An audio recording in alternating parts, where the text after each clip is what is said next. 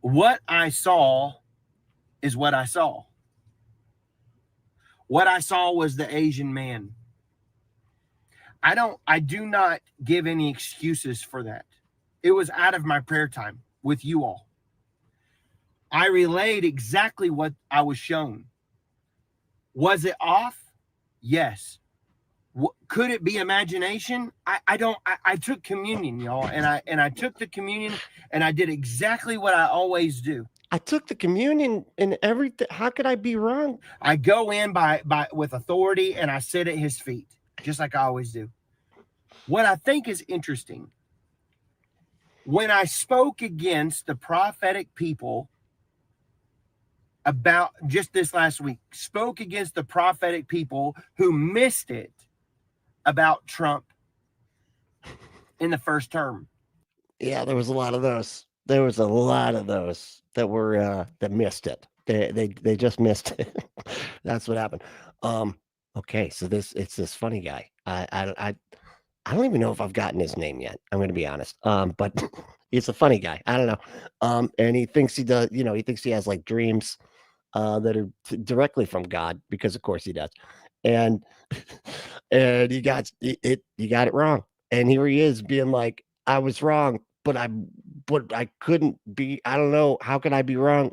Yeah, because you don't actually have magical powers, man. I don't know what to tell you. Jeez Louise. So this is going to be fun. I am Brentley, and this is the Punk Apostate. Let's go.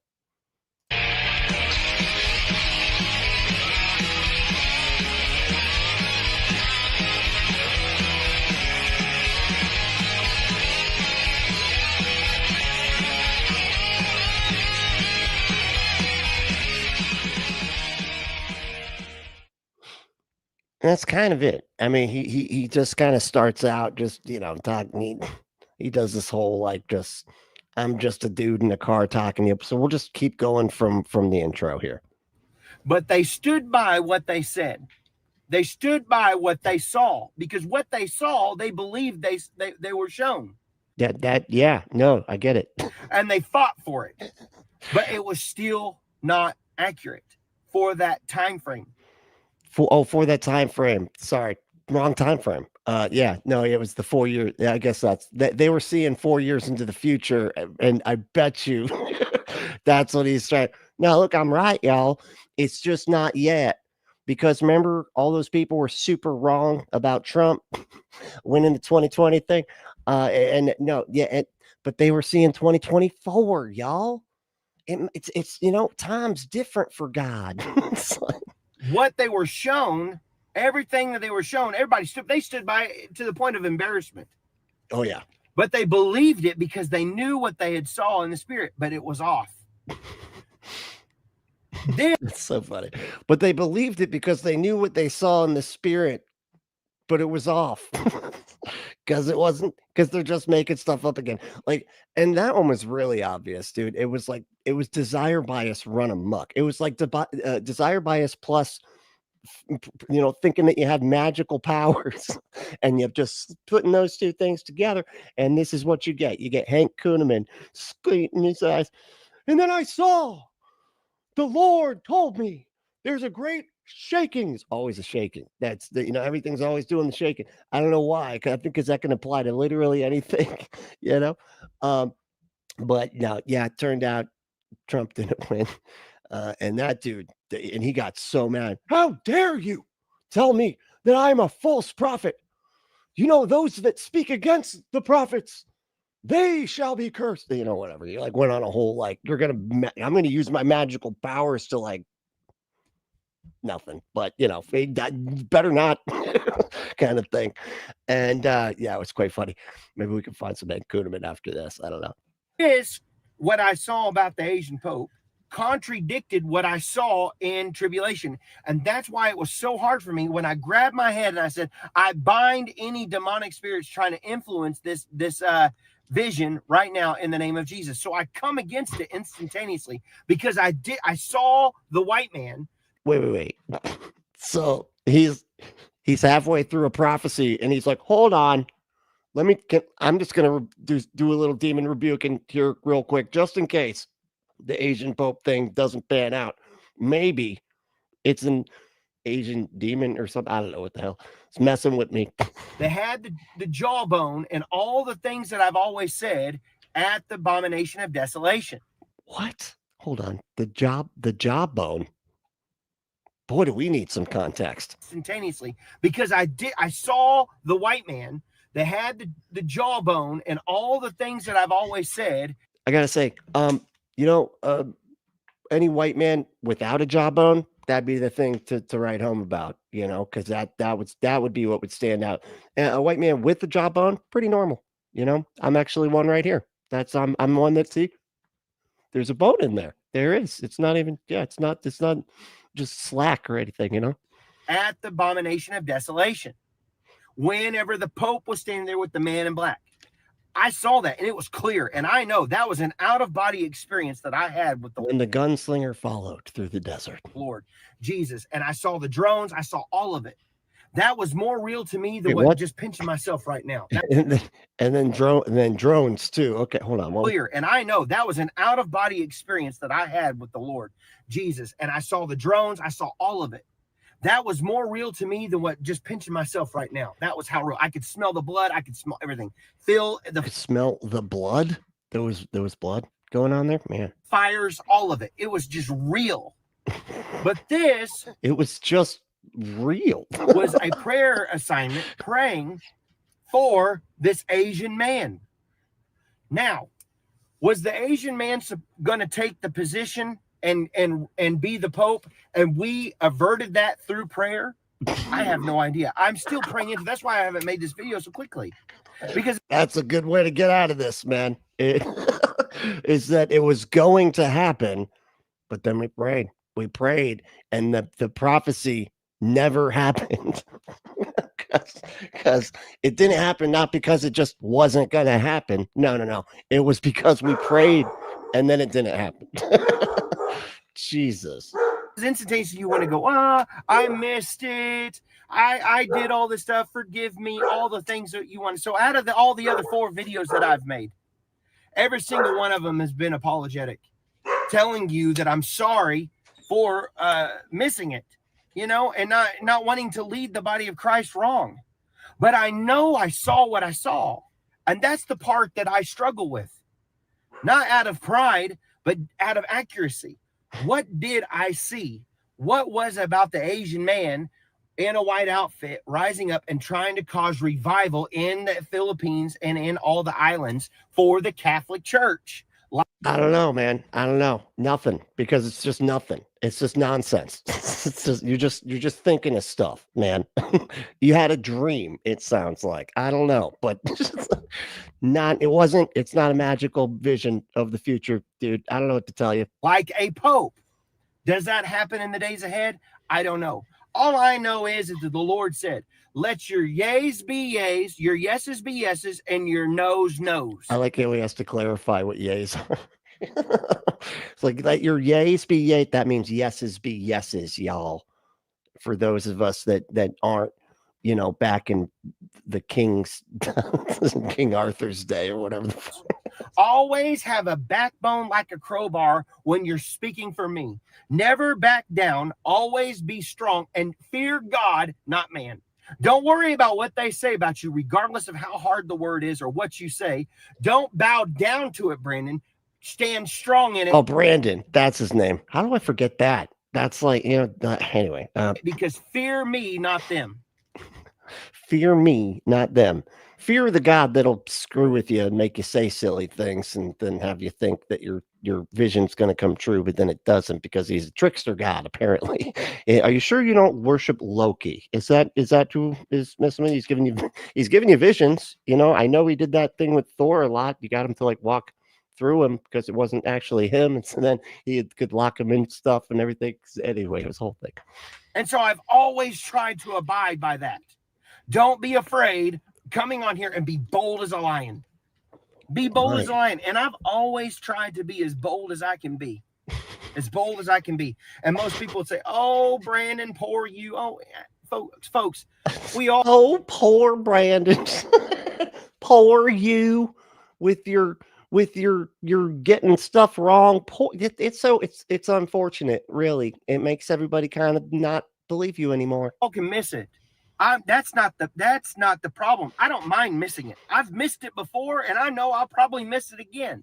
But when you are leading hundreds of thousands of hold on, how do you miss it, man? Like you just said it was more real than pinching yourself, and you're saying that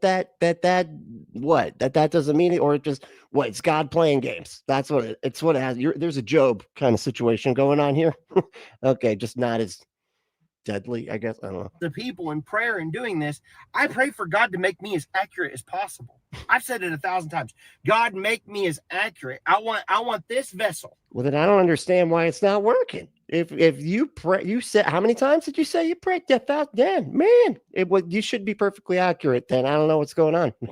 There's something up. To be when I'm receiving a word from you, that it's flowing through a vessel that doesn't have issues. Make me a vessel that has no issues.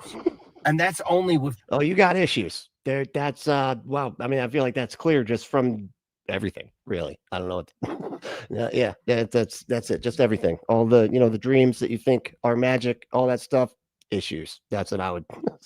Jeez Louise. How's everybody doing? Everybody feeling okay? So this is my new time slot. I hope it works out. I don't know. I got it, different schedule now. It's all right though. I kind of like it. It's early and I'm done with stuff. It's weird. I usually am going to the end of the night, and so anyway. But oh my God, hey, Dr. Ben, Dr. Ben won too.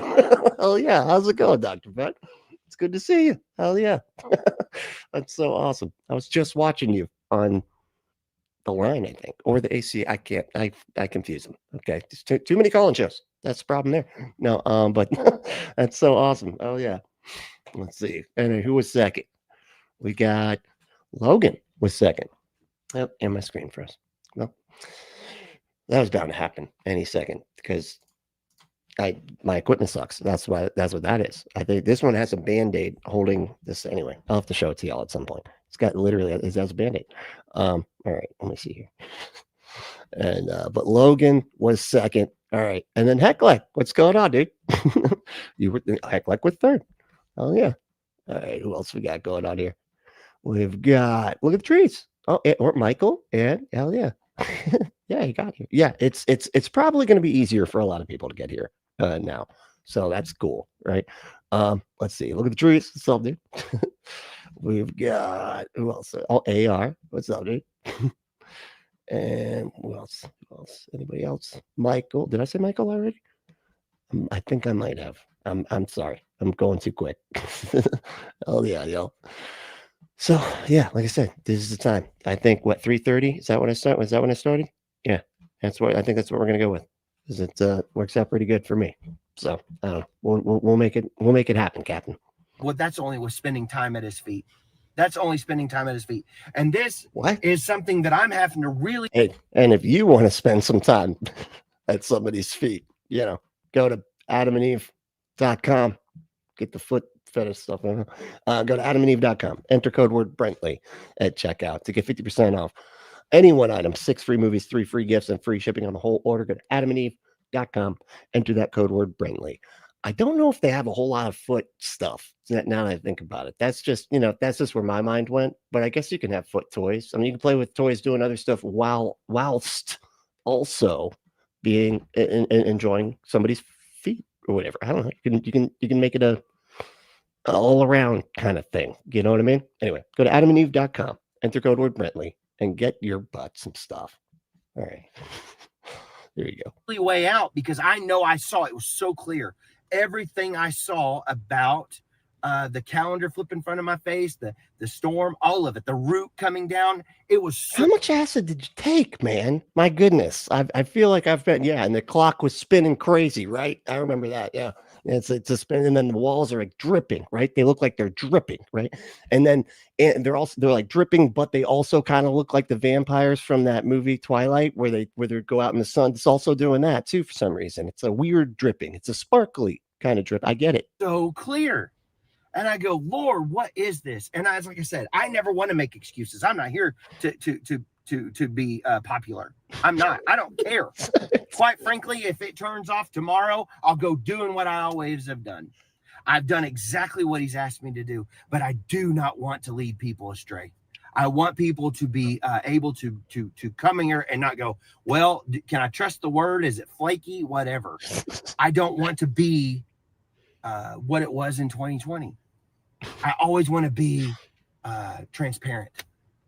And so that's why I've started. Okay. Yeah, I mean, it's just starting to feel sad. I almost feel bad for him. I'm like, man, I wish it's like magical dream would have panned out, man. I'm sorry, dude. Yeah, no, you're going to keep doing what you've always been doing. Yep. A lot of people are, you know, but man, sorry about your bad luck, dude. I don't know. Struggled with this because I even struggled with the Asian man. I'm just being real with you. It was weird for me. That felt like a and if you struggle with the Asian man, go to Adam and I don't feel like that made sense. That didn't really work, did it? No, it's not. Kevin, let's cut that. Yeah, let's cut that out. I don't even know why I said that. Just made it sound, I don't know. And I was like, what is this? So I always go back and pray over my mind. Say, Father, I thank you that no familiar voices, no. Pray over your mind. We're like, all right, mind, God, bless this sucker. Get over, just get in here. Give me some of that magical juices. Get this thing flowing. False spirits or anything will mess with my visions or my dreams or anything that I've always lined up with you. And I've what a sad God. I'm sorry, but like, if the God is trying to communicate like a supernatural, like dream or vision or whatever it is that this guy thinks he gets, and then all it takes is a couple demons to be like, hold on, look, guys, look at this. This guy's getting dream right now. Man, we gotta fuck with him, right? Yeah, let's do it, dude. Let's I'm thinking Asian man. I don't know why. My head's I'm just thinking Asian man. You were like calendar flipping? That was good. That's actually good. Yeah, let's do both. Why not? You know, maybe have a clock spinning crazy or something like he's on acid or something. I don't know. It'd be fun. I think it's interesting though, folks, because the bigger the platform, the greater the demonic attack has been that I never speak of because you don't give them any credit. But I always know that the enemy comes as an angel of light, and he tries to come in. Everybody drink. They said the drinking line. The devil comes as an angel of light. I feel like I've never really heard it in that specific accent before. But because I don't know as if I've heard him say it. We hear a lot of other people say it, not this guy yet, but okay. And snare people. So if he stared me, and this is all, please God, that's the part I have to say. Please forgive me. All I can tell you. Forgive you? Wait, hold on, man. See, listen how they get. I swear, it's like everything is your fault. You've been tricked by a demon, and you're like, "Oh, I'm so sorry. My goodness, I am so stupid. I must be a bad person. You know what? I need forgiveness right now. I gotta repent for having been tricked by a magical demon." It's like, what the fuck, dude? Jeez Louise, man. Where'd that spine go that you were just talking about? Is I try. And it's humbling. It's the same time. I never had any pride about it. That's what I say. It's humbling. People say it's humbling. Yeah, no, you never have any pride about like it's so weird how they can bounce back and forth between these two things. He is so like he has such a big head. It's like he has magical powers, but then he's also so critical of himself that if he sees something incorrectly, it's a fault on his end. Even if a demon is messing with his head, it's still his fault somehow. I wasn't arrogant about it. I just tell you what I see and I pray. I can honestly, that's it. That's it. It's just black and white to me. And so that's why I've been so not reluctant to make a video, but reluctant to be quick about making a video. Oh, okay. What is it, Lord, that you're trying to say? Is there something to this? Because I will not come across as saying Trump's going to be president in 2020 and keep saying it and saying it and saying it clear up until a year. And oh no, they're going to remove him. This is going to happen. I'm not going to be that person. That's ultimately what it's all about to me. That's so funny. He's like, I will not be Hank Kuhneman. Okay. That guy's an idiot. All right. He got all mad that everybody was saying he's a false prophet and everything. I'm not going to do that. Okay, I'm not going to do this and strike and strike and strike and strike. That lady's crazy. Okay, I'm not going to do the strike thing that she was doing, whatever that was. As Jesus Christ coming soon. And I know the other things that I have seen, the track record that I have had with the economy, with all these things, there's a lot there. I guess he prophesied the economy. I missed that one. A lot there. I've been on here. I've shared a lot with y'all. And so we're waiting for some things, and we've seen some things. So it's a journey for me. It's a journey for you. Oh, it's just a journey, man. You know, you live and you learn. You know, we're all in our journey, man. Yeah. Jeez Louise. What do y'all think of this guy? Let's see here. What do we got? Eric said they got restraints. You incorporate what? Oh, they got restraints. You incorporate feet stuff with that stuff. Oh, that's a good point. Yeah, like a tickle thing. Yeah, I never understood that one specifically. A lot of other stuff I do understand, not the tickling. I don't know. I hate getting tickled. That just it hurts. It hurts my back. I don't know. There's something my whole body just no, don't tickle me. I pray that you continue to pray with me. You know, I don't want to discourage anybody. I really don't. My heart is pure. I don't want to be a flaky. God bless you. You don't want to be a flaky. You mean a flake? I mean, I guess, okay. I don't know. Everybody, if I've caused any kind of confusion, because he's outside of Publix. He lives in my neighborhood, doesn't he? He lives right down the street from me, probably, doesn't he? I'm telling you, there's all kinds of YouTubers that they're making money off of me trying to poke fun at me. And it's funny. I don't make any money, but no, I just have fun. It's just fun, you know, because you say some wacky stuff, dude. Okay. If you don't want people to do that, stop being funny. I don't know, man. You're literally the funny guy to me. That's the name I call. I forgot, it's Brandon, but you're the funny guy. If they wasn't for people like me, they would go broke. It's the flat truth. They would go. Hey, Faster, what's up, dude? How you been? It's been a minute. Broke because they have to have negative content against people that see and people that hear that are accurate, that have a following like the Lord has given me.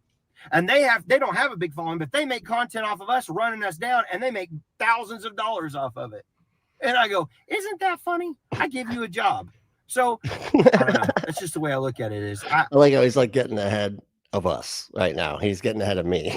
He's like, hey, I'm giving you a job. It's not really, again, don't really make money on this at all. But it's just fun. Like you're giving me a hobby.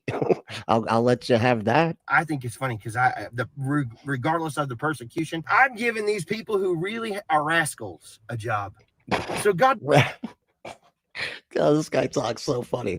I'm giving people that are rascals, these little rascally. Bless them. I pray for them. But you know what? It is what it is. And this is what I think is interesting too. The Lord gave me the definition between what. How long does it take your wife to go get stuff from Publix, man? I take it back. I don't know why I said that. Publix takes forever. It's like 4 hours. What am I even talking? Is a watchman, a true watchman, versus a prophetic. One is a right eye and one is a left eye. They're both seeing the vision of what's coming, but they proclaim things different and how you pray for things. Everything in Christianity is based out of prayer. Okay. What? Not really sure what to do with that. Everything in Christianity is based on prayer. I don't think that's right, man. I think that's just one aspect. That's just the communication aspect of it all, you know? The fivefold ministry is all based out of pastor, prophet. It's all based out of prayer. But the way a prophet proclaims, Brentley, you rascal! Oh, you rascallion, you! And decrees a thing for the Lord is like a pillar. A watchman changes things, and things can change. I see on the edge of horizon of time. Hold on, man. I've seen the Marvel show. The Watchmen watch. Okay, they're not supposed to change things. Okay, you get in trouble for that sort of thing. All right, and then you end up having to fight a bunch of other watchers because of the crap. Anyway, this whole thing. But no, they watch coming, and it can either be changed or it's set in stone. But a prophet sees and decrees, and it's set in stone. Do you see? No. This is what's going to happen. But my gifting is different, but it's similar. It's all through the lens of the watcher. What? Hold on. Okay. So now it feels like He's rationalizing so hard. So he's like, no, mine's not exactly a prophetic, like, you know, the exact stuff's gonna happen. I'm different than prophets, I guess. I'm more of a watcher. Okay, it's slightly different. It's all through the lens. Does that make sense what I'm saying? No, I'm trying no, not at all. Nope, never. really hard right now, but the Lord showed me. And there's a lot of prophetic What's up, Emery? How we doing, man? voices that are watchers that are seeing and they think they can set it in stone, and they are walking in a watcher's calling. And then there's a lot of watchers that are walking in the prophetic. And the Lord told me, he said, the reason the confusion in the body of Christ is because so, he magically knows we're watching. That's the power of the Holy Spirit right there. He's literally watching, watching us watch him. I mean, watch us. No, because it's not taught. There's not a lot of people, pastors, teachers, evangelists, teaching about the watchers and the prophets, the prophetic gifting and what it's about. So you automatically say, Brandon's a prophet. And I've always told you, I've never had a word from anybody. What? He said, but I've never had a word. I think he's trying to say a word from the Lord, but isn't that what visions are? Isn't that a word from the Lord? Like, what does he think prophets are? That Brandon Biggs is a prophet. Never have I ever once. And I've always said, they've always said, Brandon, you're called to pray. Even the Lord said, Brandon, you're called to be an intercessor to the nations. Well, even the Lord said that. Wow, man. That is everybody. I said, what? That's cool. But everybody says, well, you're a prophet because you see in the future and you see all these things. And it comes to pass. I said, about half the time, you know, it comes to pass at about the rate of chance. Yeah, I know. It's crazy. It's crazy how that happens. But as long as you forget all the times you missed, man, you're a good prophet. Some of the negative things that I've seen is not that it would come to pass. It's that we can stop it. And it's a prayer fail. But every single word that I've gotten from people has always been around being a watchman and a prayer person, a prayer warrior. A prayer watchman warrior, person. And I go, okay, well, cool. And then then all of a sudden people start seeing me on YouTube and they go, he's a prophet. And they label me as a prophet. And I'm going, well, I'm not a self. Yeah, exactly. 50% of the time it happens 100%. Hell yeah, dude. 100% happens 50% of the time. Proclaim prophet. I don't line up with that. I don't know. Then I have other big ministers now going, you're a prophet. And I'm like, but that's not what the Holy Spirit has told me. But he's told me I'm a healing evangelist. I'm supposed to pray for the sick.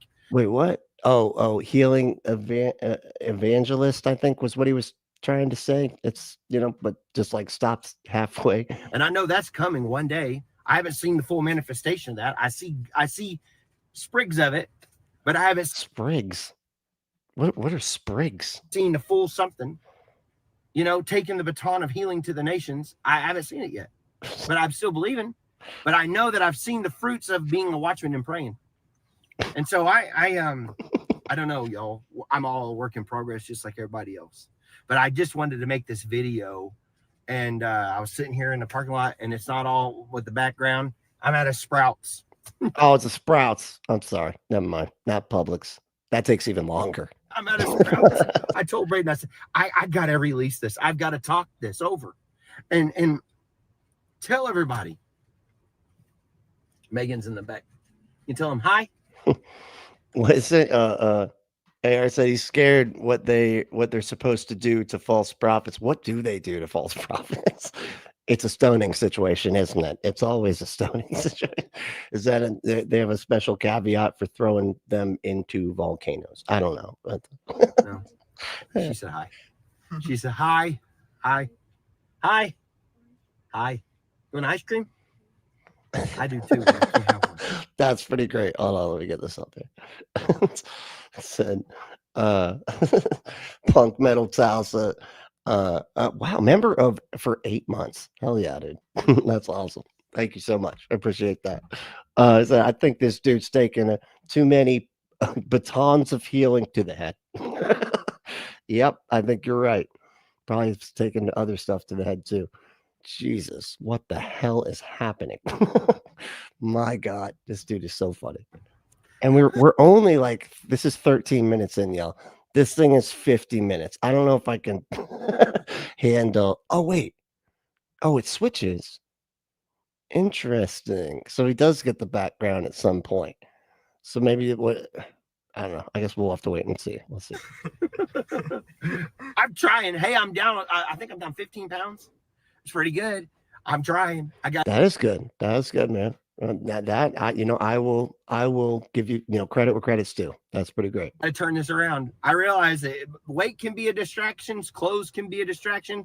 And I don't want my weight to be a Lack of clothes can also be a distraction, depending upon the context. distraction to everybody. And I don't want my clothes to be a distraction. So I've been wearing black t-shirts and stuff. Because if I wear polo, people freak out. Oh my God.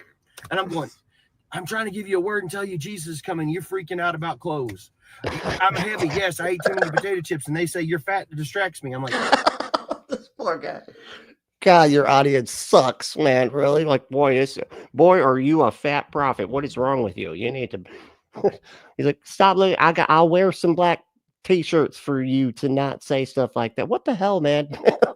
Block that asshole, dude. What the hell's happening? oh my God. I want you all to hear a clear word.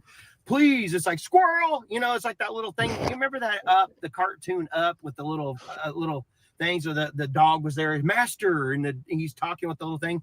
Yeah, it was funny. That was probably my favorite part of that whole movie. But thanks for made me smile. And every time he goes squirrel, and he looks at the squirrel, and everybody else looks at the squirrel. I don't want to be that person that caused the squirrel and caused you to be distracted. Oh, I'm glad that was the point of him bringing up. He's very pleased with himself. Added in a whole reference and everything so that I say I don't want to be distracted. Jeez. It's just real. I love life, y'all. Jesus is coming, and that's all that matters. There's so many people, like maybe even them, that don't even know. There's so many people that have an opportunity that this might be their last moment on this earth. They could die in their sleep tonight. And all this other stuff about popes and all this other, quite frankly, it's really silly. I spoke into something I should have. It is silly, man. You nailed it. You should just stop with all the dream nonsense. Filtered it out. And usually Braden cuts things out of our videos and says, Dad, I don't think you should say that. Let's cut that out. And I cut it out. And I don't always put. Oh, you got it, Kevin. Oh, cool. No, that's great. Everything I see on those videos. And in this one, I thought, you know what? We probably should. That was kind of cool. Let's see what happens with it. And I put it out there. Should have cut it out. And you would have never have known. I would never be making this video right now. There's a lot of things that I see that I don't bring public. And I just go, whatever. You live and you learn. Maybe it's a dream or something crazy and nonsensical. Like, Jesus. Yeah. It's funny that so he was like almost had that portion of the video cut out. That I guess that he got wrong with an Asian Pope or whatever. I don't know. I thought I remember us watching. We reacted to one of his videos, and he was saying that the Pope was black. I thought. Now it's switched to Asian.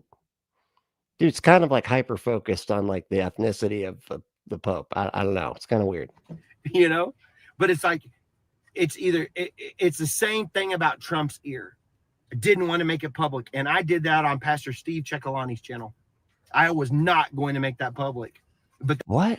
I wonder what that it healed back magically or something. That was what made the platform what it is today. There's so many of you all that came over here because of that word, and I was never going to make that public. Never.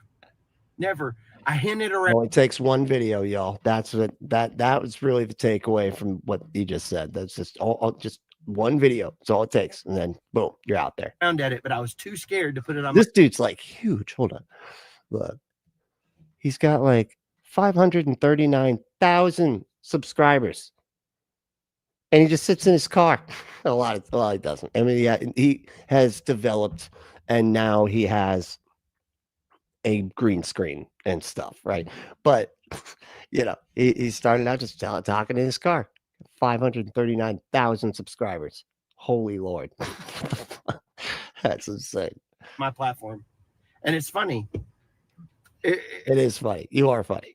We all laugh about it still today, that it all went viral when I was at somebody else's channel because I got bolder over there. So I thought, man, if I see this about this age man, what is this? Who knows what it's still about? I stand by what I said I saw. I stand by what I said I saw. That's a weird way to phrase that, right? That almost sounds like you didn't actually see it. Sounds like you just said that you saw it. And now you're standing by what you said. Because most people, there's literally a common phrase for this. I stand by what I saw. That's the phrase that people say when they stand by what they saw. And he's like, I stand by what I say I said I saw. Jesus, that is too funny. I stand by it. So we pray this video bless you. Now let's go to our prayer session. Bye-bye. So let's pray today. Let's take communion. Let's pray. Let's thank you. Let's thank the Lord for this day. He has given it to us. And let's make the most of this day. Let's make the most of what he's given us. While we're cannibalizing our carpenter, we got to make the most. We got to make a most of the cannibalism today. So, Father, I thank you, Lord, for every single person who's here, still here. If they want to be a part of this prayer channel, he looks up while he's talking. While he's praying. I thought you were supposed to close your eyes. Okay. This is disrespectful. All right. God's like, what are you looking at me for? Eyes down, soldier. Okay. Don't eyeball me. All right. I don't know what you think this is. Jeez Louise. All right. I'm not going to do a communion. Right. Oh, man. All right. What else we got here? What are y'all talking about? Alex, what's up, dude? How you doing? They really am at work, paid to watch you. Hell yeah, that's the best. That's the best way to watch. Just get paid while watching. That is really, you should turn a full, profession out of that, or get a full profession out of that. That's like, yeah. Let me see here. What are we doing? We got, I don't know. I was just randomly doing it because I didn't prepare anything. So it's kind of all over. I kind of want, I'm going to be honest. Hold on. Where was it? No. Shoot. Where'd it go? I was watching something. And it was like that Schultz guy arguing with somebody about Jesus. Where'd it go? I swear I just saw it like 4 seconds ago. Did it like reset and I lost it? Sometimes it does that. Damn it. I think it did. Anyway. All right. We'll do the Apostate Prophet thing. See what's up with that. Because I didn't get a chance to watch that the other day. And so yeah. Where did it go? Oh man, she went full MAGA.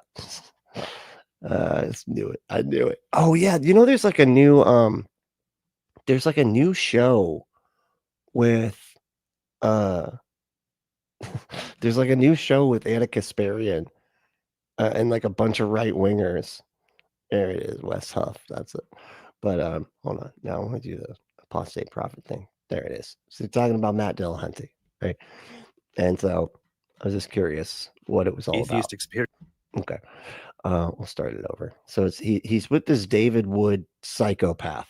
Literally, he wears that like a badge of honor. He calls himself a psychopath because he would just be off unaliving people if it weren't for the love of Jesus. So keep that love of Jesus, dude, please. Okay? Because what the This here, which was simply nothing except this. It said, life is better this way. So I posted a photo from the church that I go to. I posted. Logan said he's a Christian now. Yeah. So he used to be an atheist. Is that what it was? Like he was an atheist YouTuber. Didn't bother to update. Didn't bother to update the title or the name of his channel or anything.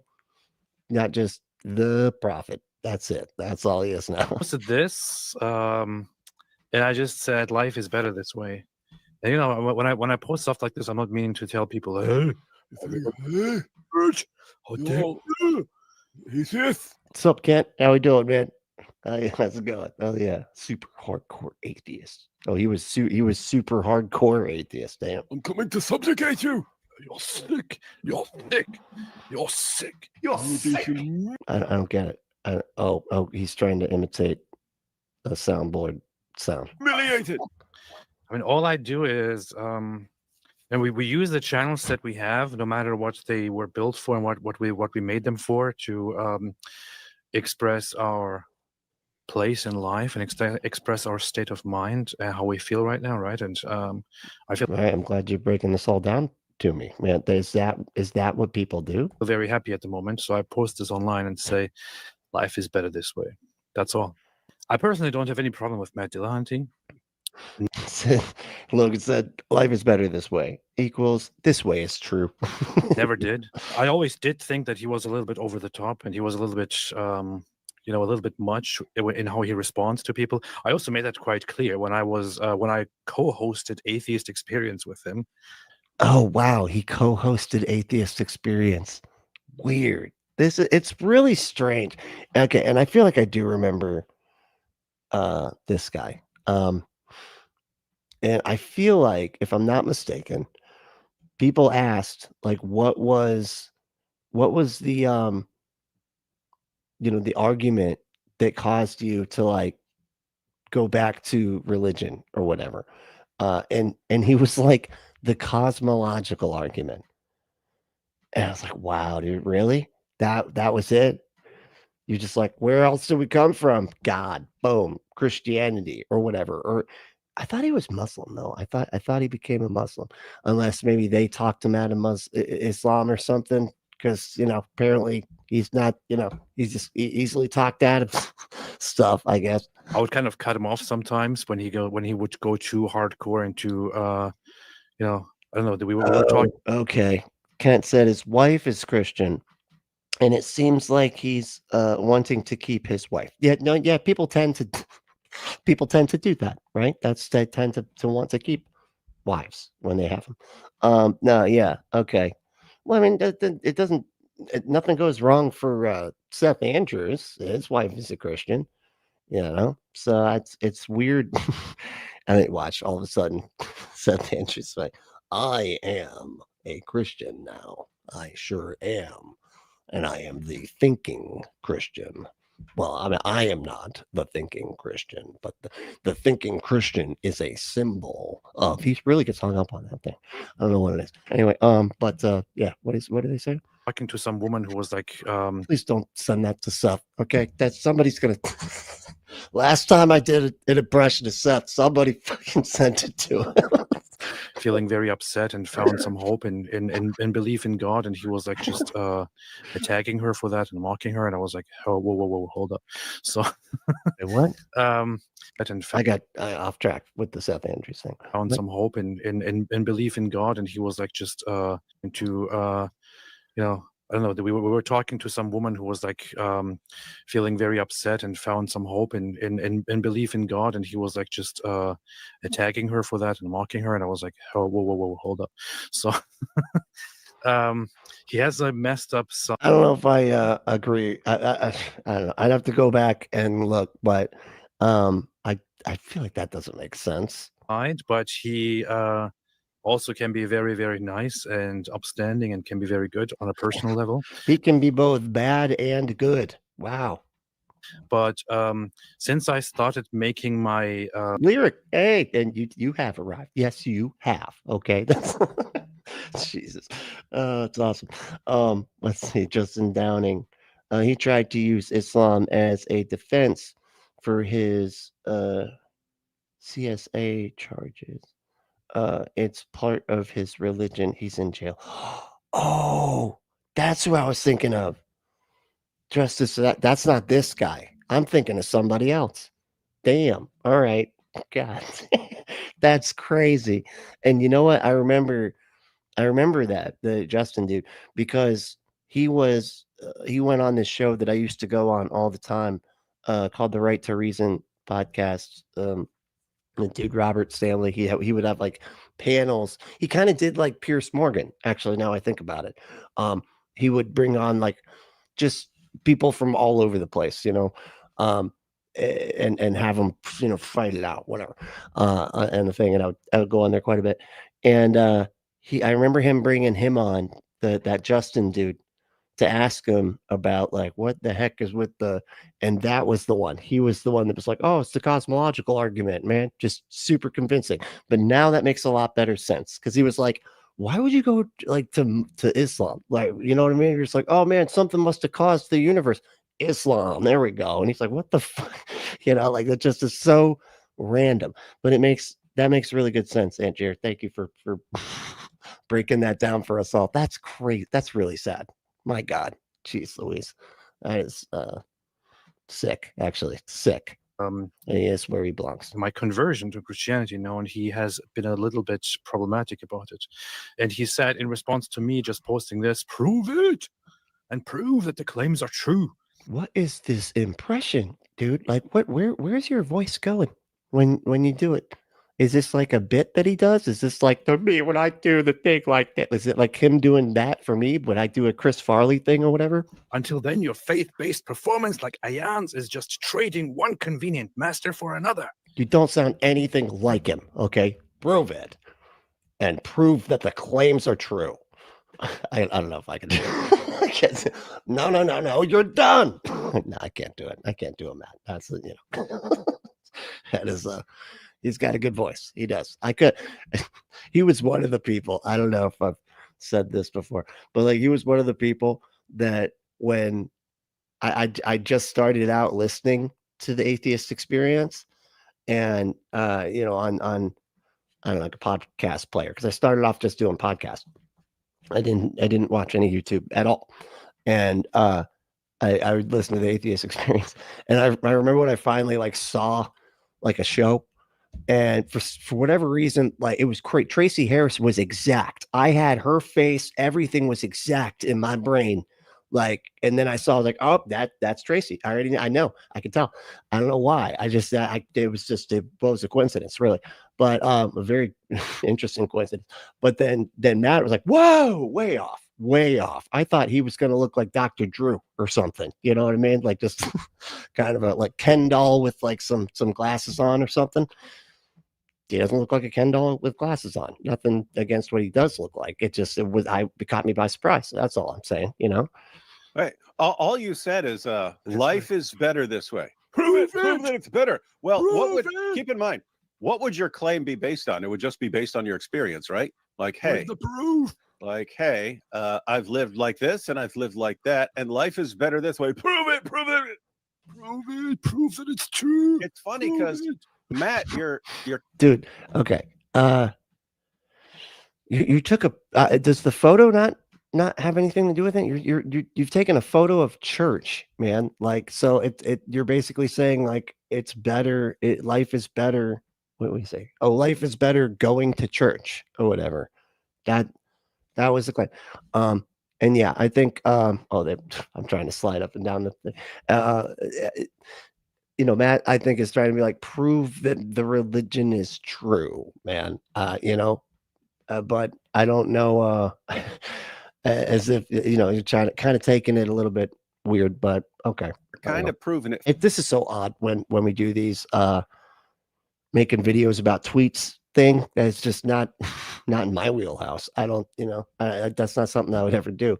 But anyway, for him, because if the alternative is being a sniveling little crybaby who's obsessed with whining about stuff that should make absolutely no difference to you because it's all meaningless, well, what? Hold on, let me go back. Let me hear what he said. If the alternative is being a sniveling little crybaby who's obsessed with whining about stuff that should make absolutely no difference to you because it's all meaningless, well, isn't that what Christians do literally all the time?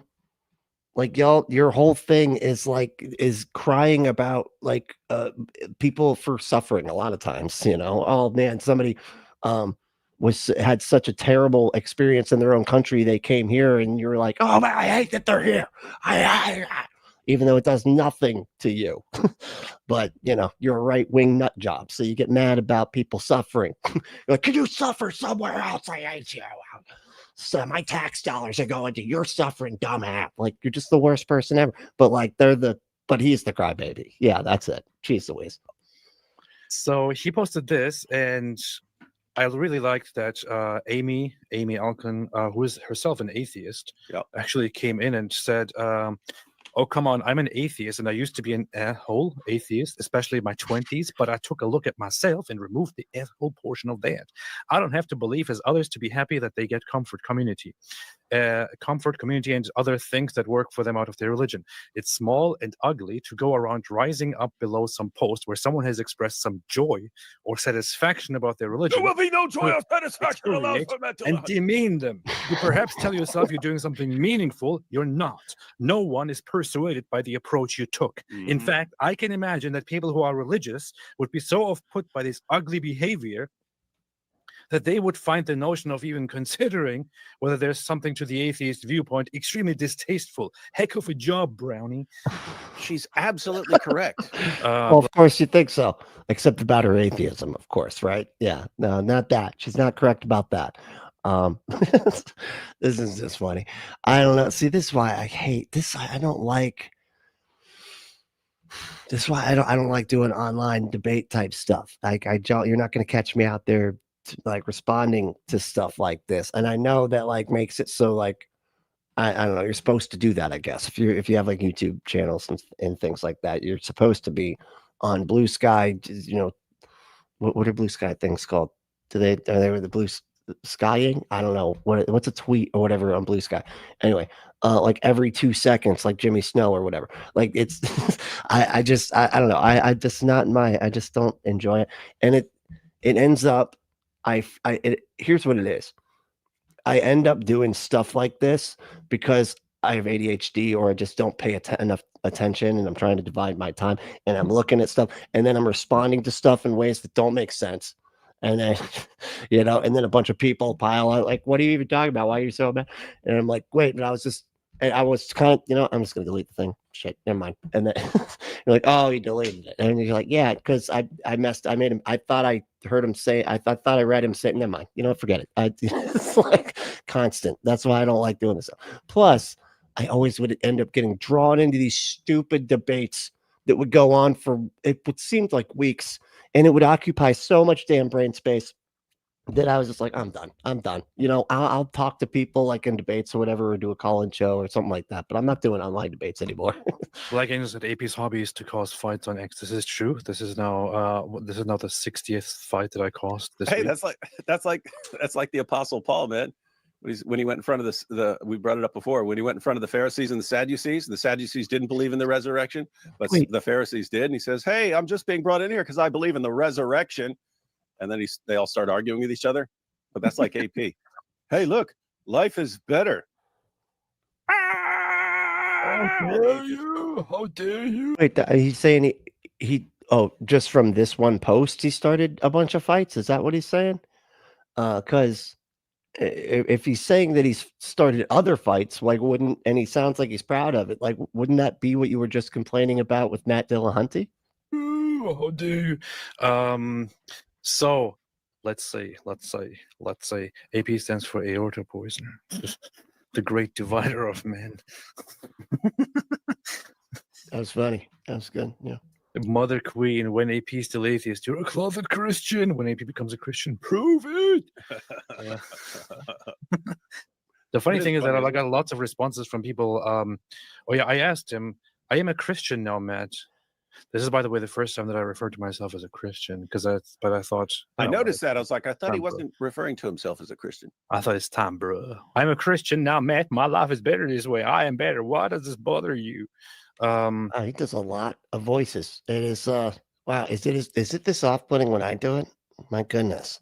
He then responded to it, because you pretended to be a skeptic and then adopted a faith-based position that you do not defend, yet publicly support as if is true. You choose comfort over truth. You misrepresented yourself to those of us who promote. Is that really what this is about? Wait. His problem here is that I misrepresent. Oh, he's got a personal vendetta here. And it's really what it's like. You know, you misrepresented yourself to those that promoted you. Interesting. I wonder if like they got to be like really this is like why they say there's such a difficult process to get people on like the line and stuff. I wonder if it's situations like this. Like, we got to make sure you don't just switch gears on us.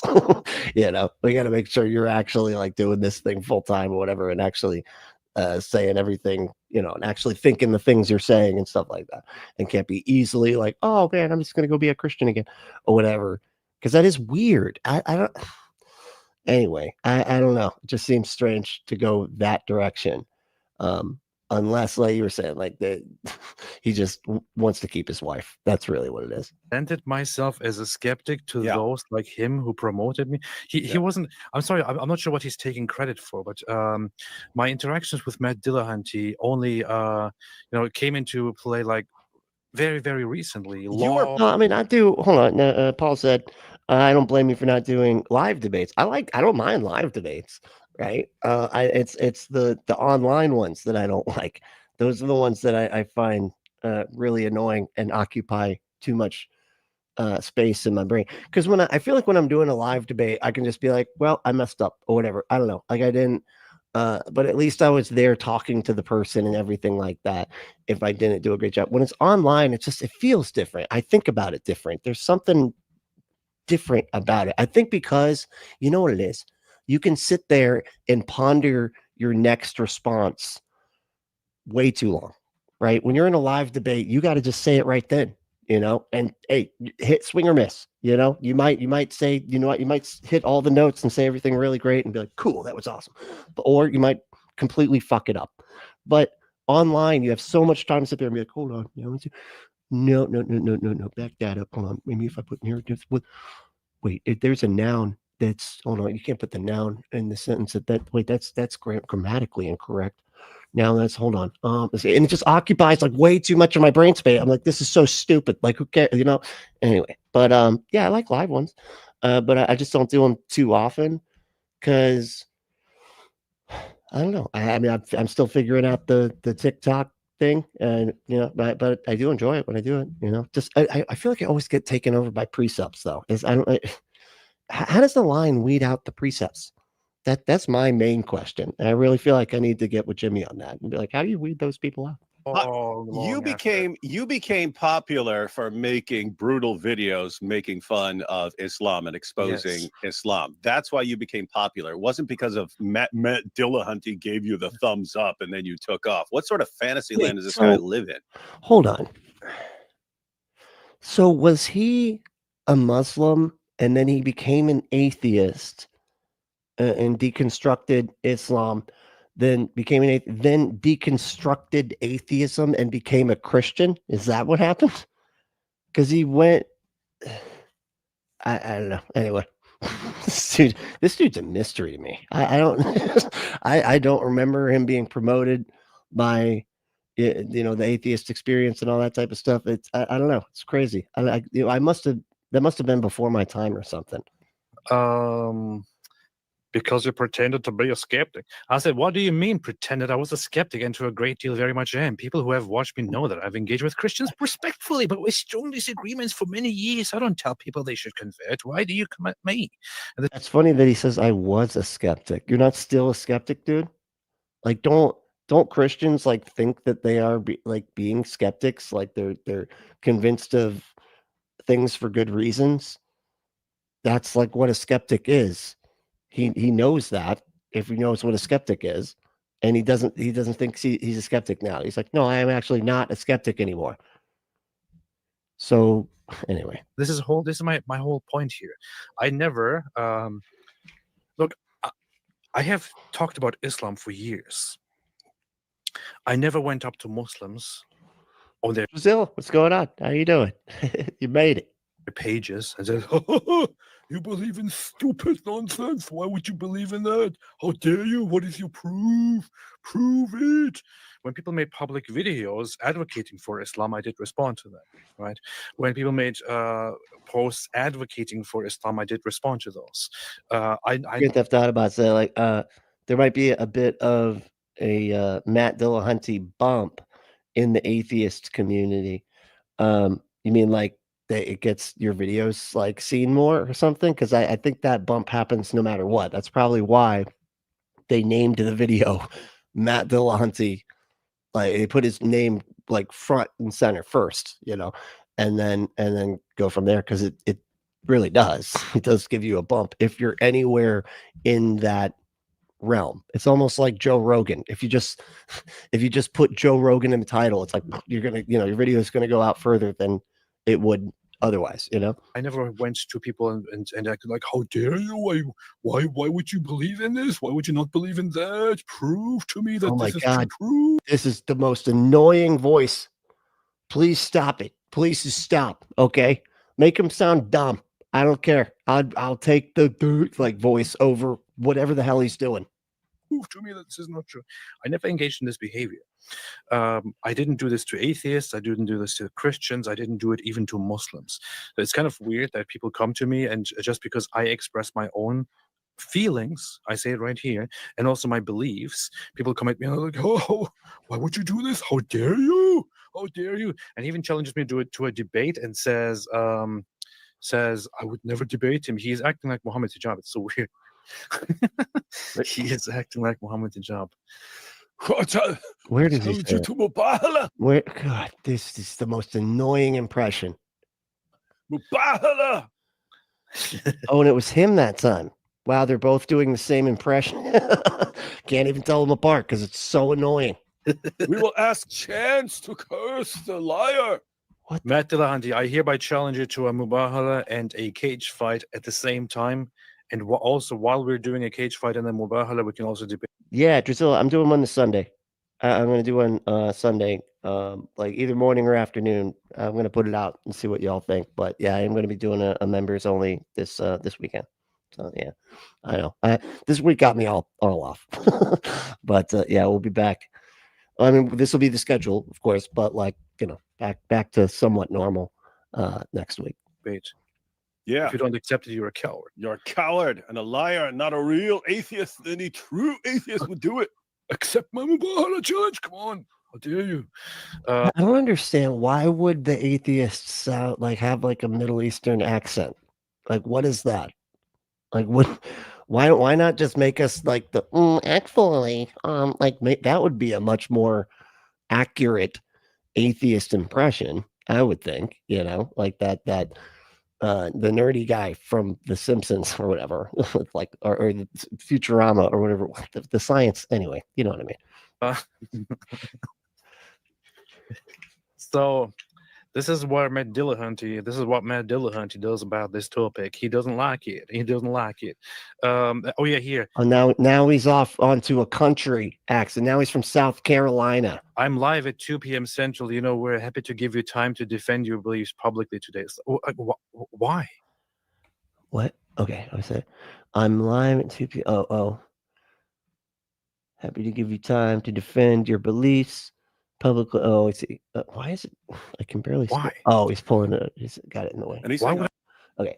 I'm live at 2 p.m. Central. Where. Happy to give you time to defend your beliefs publicly today. So basically, he's trying to get, at this point, it almost seems like he's trying to get you to just call in to his show to get more views and stuff, because there's some drama going on there, right? There's some history, right? Gotta love that history. That's like a superhero movie, right? Where the bad guy was somebody that used to be a good guy. Anyway, I don't know. Why do I have to? Why do I have to? Why would I want to defend my beliefs? What? I'm not interested in going out and preaching my beliefs. I'm not interested in convincing you.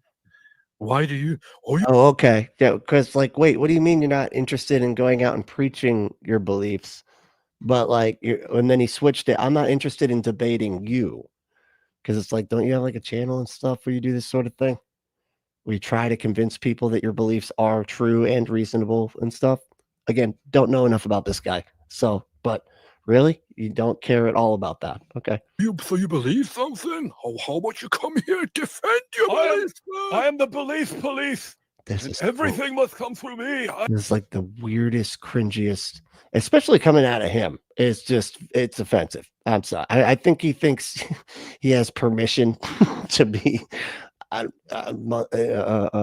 Islamophobic or whatever, but that's what it feels, or just Middle Eastern phobic. I don't know. It could go either way, I guess. I don't know. But geez Louise. I am the judge of what you must believe.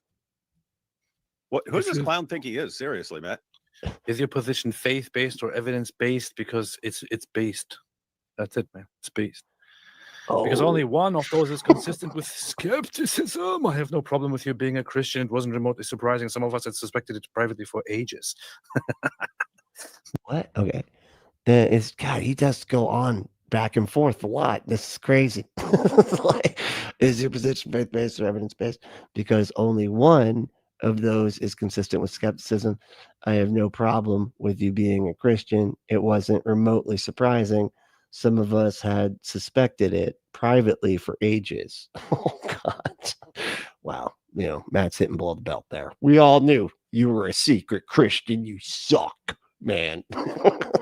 Secretly Christian, pretending to be atheist. I hate those guys. They're the worst. Covert Christians. Jesus. But you clearly never understood skepticism. Okay. But you clearly never understood skepticism. Well, look, I have to point something out here. He's actually partially right here. It's the drama. You're right. Giselle says drama. And it is. That's what and look, they're milking it too. So I wonder if Matt, like, I didn't catch the latest it was had to be yesterday, right? The latest hang up or whatever. But if he went on about this, it's just kind of funny. But why didn't if he did, they should have played a clip. Because come on, let's keep things fun, right? He's actually partly right. I'm going to give him that. He's actually partly right. I was a hardcore skeptic and a hardcore atheist for the longest time, and that actually changed. He's partly right. So when he says that my newfound faith is not consistent with my skepticism, he's not entirely wrong. But the thing is, I also pointed this out very, very recently. I pointed this out in my first video where I talked about how I went to church. I pointed this out in the first instances where I talked about changing my beliefs and so on. I pointed this out quite often. In fact, I pointed it out even in a private conversation, David, to you weeks ago or months ago. I don't know when that was. Remember when we were live after we were done with the live? I told you that because if you say it, hold on, here's a weird thing, and he's like, yeah, he's right. Yeah, my Christian beliefs aren't consistent with skepticism. And so, yeah, he's right. Like, so you're just acknowledging that you think things that aren't reasonable to think. But you don't care about that. You're like, yeah, I don't do any of that reasonable thinking stuff anymore. I'm a Christian now. Does he realize how badly this is? Because most Christians want to believe that their beliefs actually are reasonable, that they are also skeptics, that they're skeptical, but they believe in Jesus, but the way he's framing it, it almost sounds like he's like, no, yeah, I know I'm thinking stupid crap. What? I like it better. My wife doesn't hate me now. That I'm kind of struggling with the whole issue of for 10 years now, always going for being certain about something. Yeah. But which is why I can't make a step. And then you talk to me about it. And so I was very adamant about my skepticism, and I acknowledged that is a thing. And I even later on acknowledged that I changed this. Mm-hmm. Yeah. And so that conversation, ladies and gentlemen, yeah, it was this was behind the scenes after we were live, and he was talking about he just has like this obsession with not, he has to be certain, and he's just not certain of any of these things. And we talked about a couple of things, and I gave a couple of examples. I said, think about marriage, right? Think about marriage. Hold on. I feel like I don't understand. So he's talking about his conversation with him. Is that what he's saying? And trying to get him to be convinced to be a Christian? Is that what it is? To be certain, and he's just not certain of any of these things. And we talked about a couple of things, and I gave a couple of examples. I said he's not okay. I want to be. I'm just not certain of things, and so that uncertainty was what messed with him. Think about marriage, right? Think about marriage. Suppose a guy wants to get married, and here's a woman he could get married to. What's up, Guitar Dog? Didn't see you up there. What's up? But how much does he actually know about this woman? Suppose he's known her for 6 months. Okay, how much does he know about her? He knows some. He knows some things. He's learned some things about her. Does he want to get married to her? Well, guess what? There's all kinds of things about her that he still doesn't know. She might turn out to be his ultimate nightmare. He doesn't know. He's only known her for 6 months. Well, suppose he's sort of skeptical. I don't want to rush into a relationship because I could be wrong, right? Skeptic. I could be wrong about this. She could be the wrong one for me. And then, so suppose he knows her for 2 years and she seems like the right one. But guess what? Does he know everything about her? No. Could she change if they get married? Yes. So what's he do? I need to know her. I need more information. Suppose he spends his entire life, But the whole point, I thought, was that you don't need certainty. That's the whole point of like skepticism, is that you don't like, there is no absolute certainty, and there is, this just doesn't make sense. Like, all you're doing is like, everybody knows that relationships can fall apart. Like, even if you do know most things about them, they could still change, and so it wouldn't have anything to do necessarily with how much you know about them. I don't understand what he's getting at with this. Entire life. Ha ha! I've spent my entire life and I have never married the wrong person. Oh, I see. Right. You never married anyone. You never married the right person either. You never experienced marriage, right? So anyway, guys, this is an example of the skeptic is what the skeptic is saying. The skeptic can even say, hey, yeah, there's evidence that points there, evidence that points there, something like that. But I'm skeptical. So unless I really, really know, I'm not going to believe that sort of thing. You can apply that exact same reasoning. No, you don't understand skepticism at all, dude. That's not how it works. He thinks that you need to have certainty. That's so funny. That's not that's not how, yeah, being a skeptic doesn't mean that you wait until you're certain of things. It means waiting until you have the sufficient evidence to warrant a belief. That's it. And the other thing that he messes up too is he thinks that it's skeptical to deny evidence, even though it would warrant belief.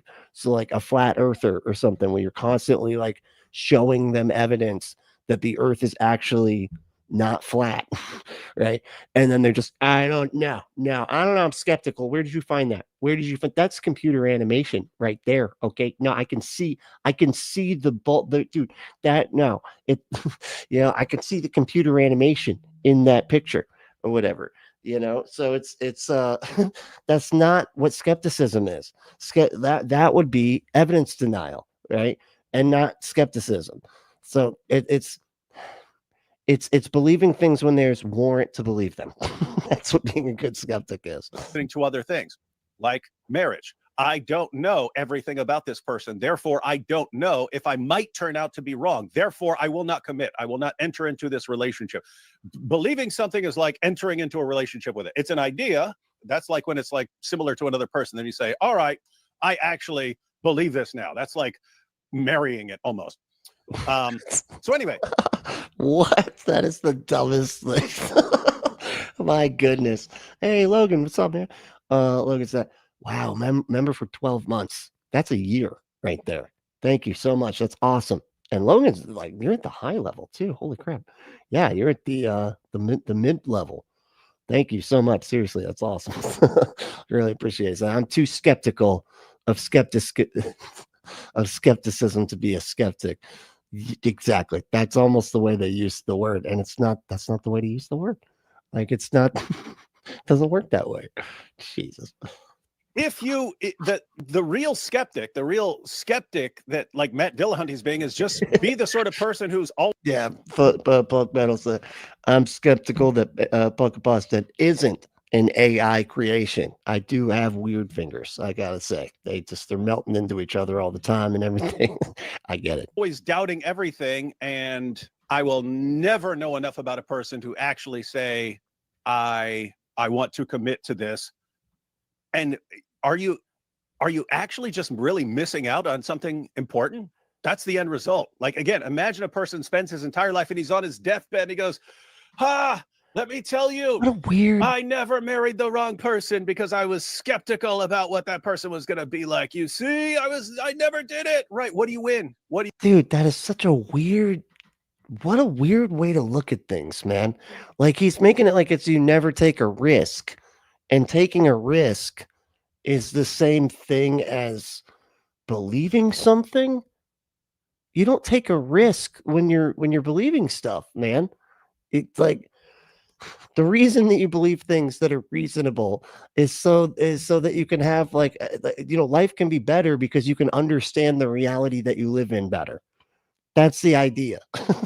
And you're like, yeah, but what if being a Christian feels better or something? I don't even know. Like what he's saying. And then you missed out on that feeling goodness, right? Because you were too damn skeptical of Christianity being true.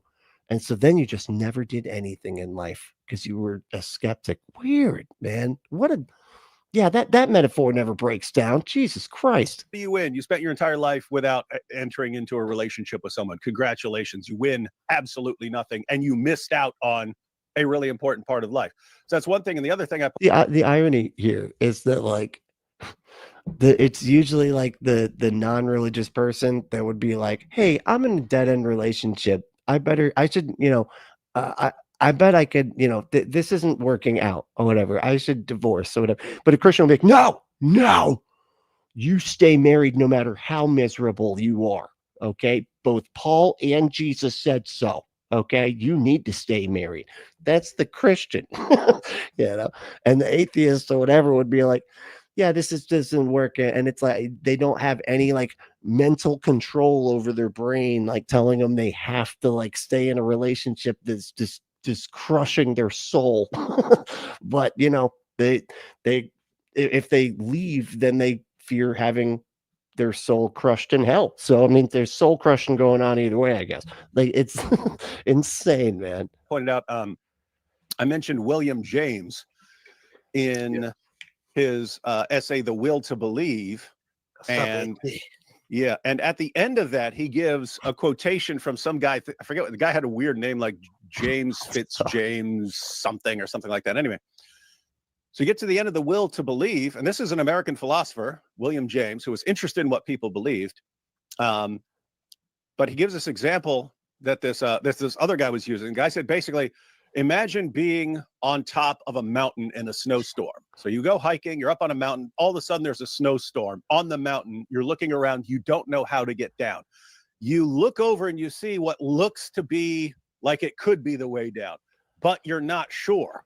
What if it's this way? What if it's that way? What if I'm wrong? It looks like that's the way down the mountain. Good point. It looks like that's the way down the mountain, but I'm not sure. What do you do? Again, he thinks that like certainty is somehow like where the skeptic just sits back and waits till they're absolutely certain of everything or something. And that's not it. we go based on what has the most evidence, right? And an undead carpenter ghost that you think lives inside of you that you pretend to cannibalize on a regular basis is not it, man. That's not where the evidence is at. If we're comparing this to that, it would be the person going towards, what does the evidence suggest? Where did the sun come up at? Well, whatever, like what pieces of evidence can I evaluate to see which way is most likely to be the correct way down, right? It's such a weird, it's like he doesn't understand what skepticism is at all. He said what the guy said, what William James said is, well, yeah, you might try that way and it might be wrong. You might go off a cliff, but guess what? If you just stand there, you're dead. You just stand there, you're dead. You're going to get buried in snow. And so he pointed out, he said, that metaphor makes no sense. So if we just stay skeptical of, or just, again, because he's acting like you have to have some kind of certainty or something, and we're waiting for that certainty in order to come to a conclusion when we're just, basing our conclusions off of what has the most evidence. Jesus. Anyway, that's what I was saying. You just got to go for it. You just got to. You don't die if you're just sitting there going, I don't know. By saying, I don't know. And you're like, oh, well, now you're dead. Sorry. You said, I don't know too much. You were too honest about what you didn't know. And now you're dead. Sorry. Should have just been a Christian and not falling off the cliff. This doesn't make any sense. I don't know what's happening. You could be wrong, but you just got to go for it. And so anyway, that's what we talked about. But as AP was pointing out, yes, this was a discussion about AP saying, I'm just too skeptical to believe in this stuff. And then us saying, well, is it reasonable to always take the side of unbelief? Yes. That's not the skeptical position, you idiot. Like, goddamn. He thinks that the skeptical position is always I don't think stuff. Like, whatever you show me, I'm going to say, nah, I don't buy it. That's not what skepticism is, dude. That's cynicism and evidence denial. Acknowledged quite a while ago that I dropped some of my skepticism and decided to go into a new direction. And the direction that I went to is less about having 100% certainty about things, but more about simply not necessarily waiting to be 100% sure about something, but rather Mike Winger is kind of cocky, huh? Well, hey, no king shaming. And if you like doing some cucky stuff, right, go to adamandeve.com. Where did my stuff go? Oh, there it is. Go to adamandeve.com. Enter that code word Brentley at checkout to get 50% off almost any one item. 6 free movies, 3 free gifts, and free shipping on the whole order. Go to adamandeve.com. Enter that code word Brentley and get your butt some stuff. All right. I actually got to take a quick break. So we're going to take a quick, we're going to hear a quick word from our YouTube sponsors. So be right back.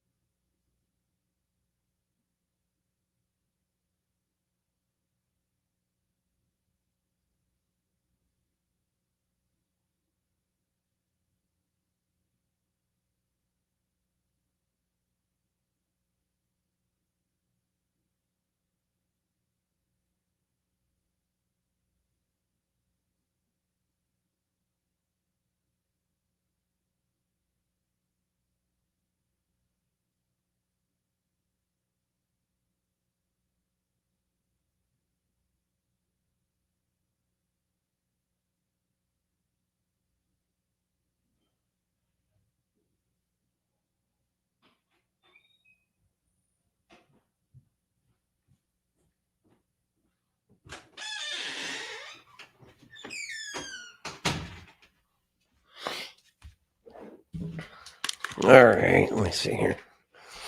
Sorry, I know. It's one of those things. I couldn't wait any longer. My bad. All right. Hopefully that wasn't too much of a break for everybody. All right, here we go. Trying, or maybe just, if you want to call it leaping, right?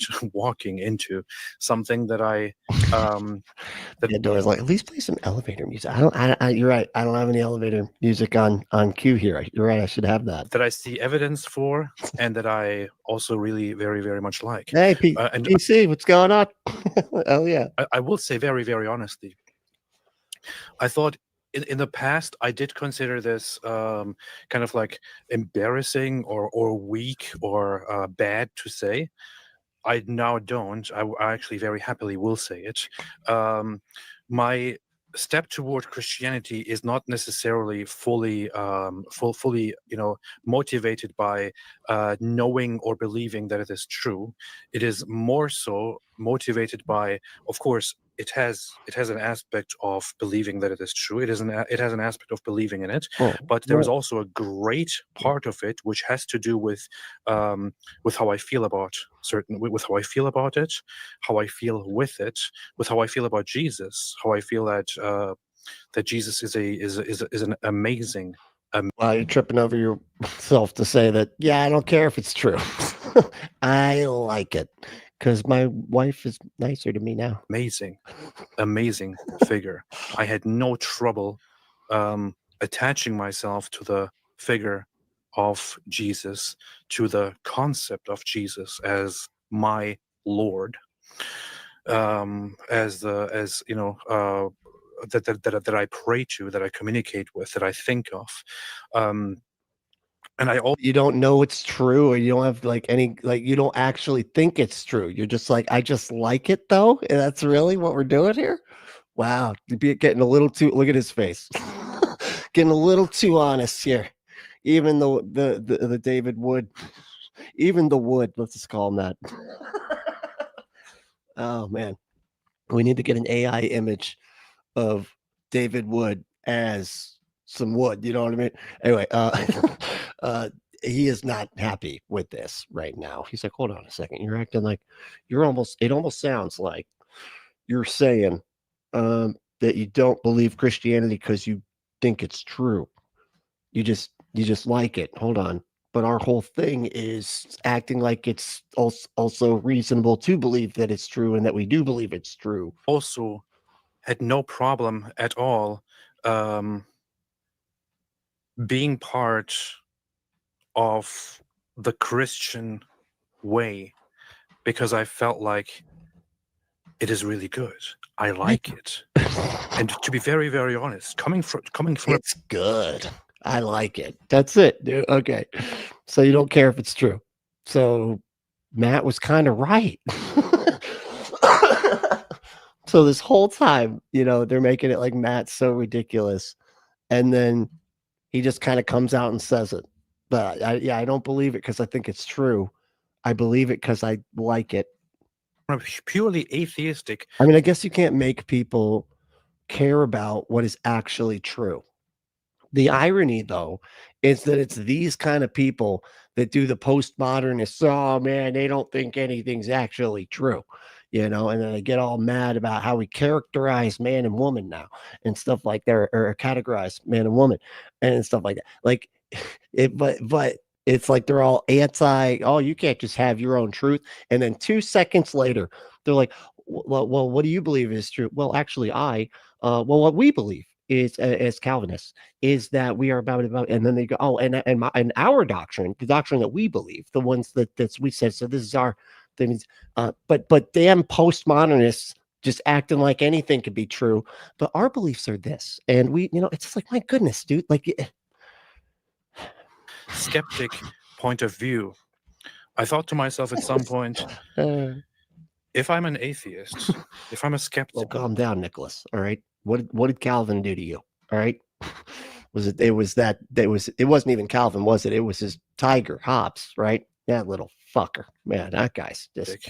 And if, with all the honesty, mischievous, that's what they are, that I've had over the years, I've acknowledged to myself that there is no ultimate, meaning to everything, to anything.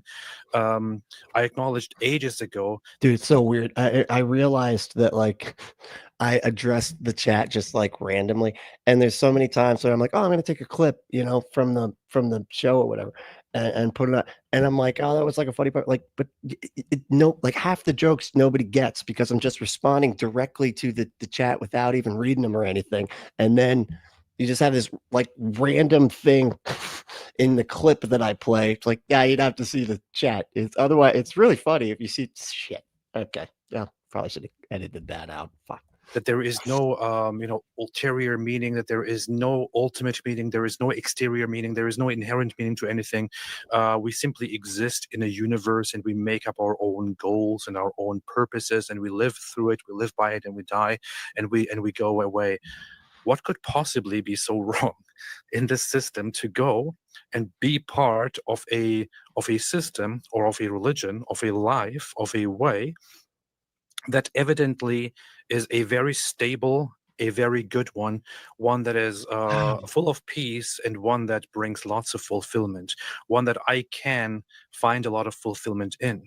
Wow, so he's literally just saying it's one of those, I act like it's true because I like the outcomes and stuff of it or whatever. You're saying like And I don't know if Mo's Christian up like we're talking about me. I mean I do just want money. So if you're talking about me, true too. But he might just want money, right? So you know what I mean? Because it's like, oh, but this is beneficial to me. This belief is beneficial to me. So I act like it's true. And you could see David Wood is not liking this, dude. It's so funny. He's finally having like a second of honesty. And, you know, David Wood's not happy about it. What's really so bad about it? What is really so bad about it? Well, what really kind of shitting all over my point, man. I was trying to say, like, you know, that if you don't decide stuff, remember, it's the thing. Anyway, what really motivated my step was acknowledging that, acknowledging also how good I feel about this, how I feel like this is it wouldn't at all feel like a mistake. I mean, yeah, and that's true. The Norse deities do have better character development and design. That's right. And Thor's hot. Okay, he's he is a treat. You know, a tall glass of God. You know what I'm saying? For me to go into being religious, into going into Christianity, it's actually it's very sweet. It's very good. It's very pleasant. It is very fulfilling. I have now for the last for months now, I have spent my mornings waking up happy, you know, with a feeling of serenity, with satisfaction. I actually spend my mornings now getting up and standing and praying for. Well, it's like, so I need to convert to Islam. I don't know. I don't know what's happening. No, I think he's a Christian, dude. I think, yeah, he's a Christian now. That's the thing. I don't know, like 10-20 minutes or something, going by a prayer rule and going through with it meaningfully and devoting myself to it, and it makes me happy. You know why? And this is such an interesting, I don't know, this is such an interesting aspect of humanity. And I bring this up a lot because so many people are unhappy with their choices. And so religion is an easy sell to people when they're unhappy with their choices, if they've done dumb shit in life, right? And guess what? You don't have to make any choices anymore. We have a system that you can buy into that basically makes it so you can take your brain, set it on the ground, and then just do what you're supposed to do. You're supposed to do X, Y, and Z. You're supposed to wake up and read your Bible. There is comfort in that, of just not having to think anymore, not having to make any actual decisions. And then you can also decide after, you know, with your brain on the floor there, that you're doing everything that you are supposed to do. You know, that everything that you're doing is according to some kind of plan. There is comfort in that, but it's not real. Like you're just opening your brain up for people to open it, you know, to stick their finger and decide that they know the book that you claim to live by better than you, and now you got to do what they tell you. It opens you up to everything. Like, and I mean, look at the MLMs that all of the Fundie Tube people are stuck in. It's literally an MLM. It's absurd. It's a pyramid scheme. But you know, because they don't have those kind of critical thinking skills, they can get dragged this way and that by any manipulative person, because they've basically they've opened themselves up to that by saying, I'm just doing what I'm supposed to do. Right? I don't decide stuff for myself because it's kind of comfortable to not have to think anymore. Sad, man. I remember my you know, there's like the type of people that end up with a bunch of Amway products all over their house. Shit, my mom had like Skin So Soft stuff everywhere, right? Because you can't ever sell it. It's crap. It's a pyramid scheme. It's a scheme. But but those types of manipulation, because it always goes through friends, you know, and it's always like, hey, no, you're my friend, I thought. So you don't want to. Do you want a downline or not? Because you can be part of my downline, and then you get your own downline, right? And then it's oh man, well she wouldn't lie to me, you know. It just opens you up to all this manipulation or whatever, because you've decided not to actually really think, just kind of get just, set your brain off to the side and just go this way and that, because you're just doing what you're supposed to do, which is pre-planned for whoever else that you're listening to, telling you what you're supposed to be doing. Because it's always a person. It's not an actual God. It's just people telling you what you're supposed to be doing. I find fulfillment with it. I find happiness with it. I didn't come to it thinking, okay, I have analyzed and evaluated all the suggestions and all the findings and all the data, and I have concluded, based on a council of observers, that this must be the scientifically accurate path to proceed on. And now, as the final step, it's a final step in deciding whether I should believe. I have to submit all of my ideas to Matt Dillahunty. Oh yeah, back. He's like, we got to get back. We got to get back. Stop being so honest, man. Okay, we don't. You're kind of hurting our cause here by saying you don't believe stuff because it's true. You believe stuff because you just like if you feel better, makes you happy or whatever. Jesus, don't you want to believe true things? This is and see, David Wood tries to walk that line of being like, oh no, I like to believe true things, but I also believe Christianity because Christianity is a true thing that I believe, which a lot of Christians think that. But he just kind of threw a wrench in all of that. It was like, I don't care if it's true. I'm just going to believe it because it makes me feel good. Yes. No, I didn't do any of that. Wow. I didn't do any of that. I thought it's very plausible. It's very good. There's a lot of good reason to believe in this. There's a lot of good reason to go with this. There's a lot of good reason to consider it. Oh, now he's backtracking. Because David Wood got in his head all of a sudden. Now he's like, oh shit, I gotta go back. No, there is good actual reasons to believe stuff. And to find truth in it. But there's also to find truth in it. Is it true or not, man? Like you find truth in it. What does that mean? The more reason to find goodness and to find fulfillment and peace in it. And guess what? I am so happy. I am. He just keeps repeating. I'm so happy. Oh man, it feels good.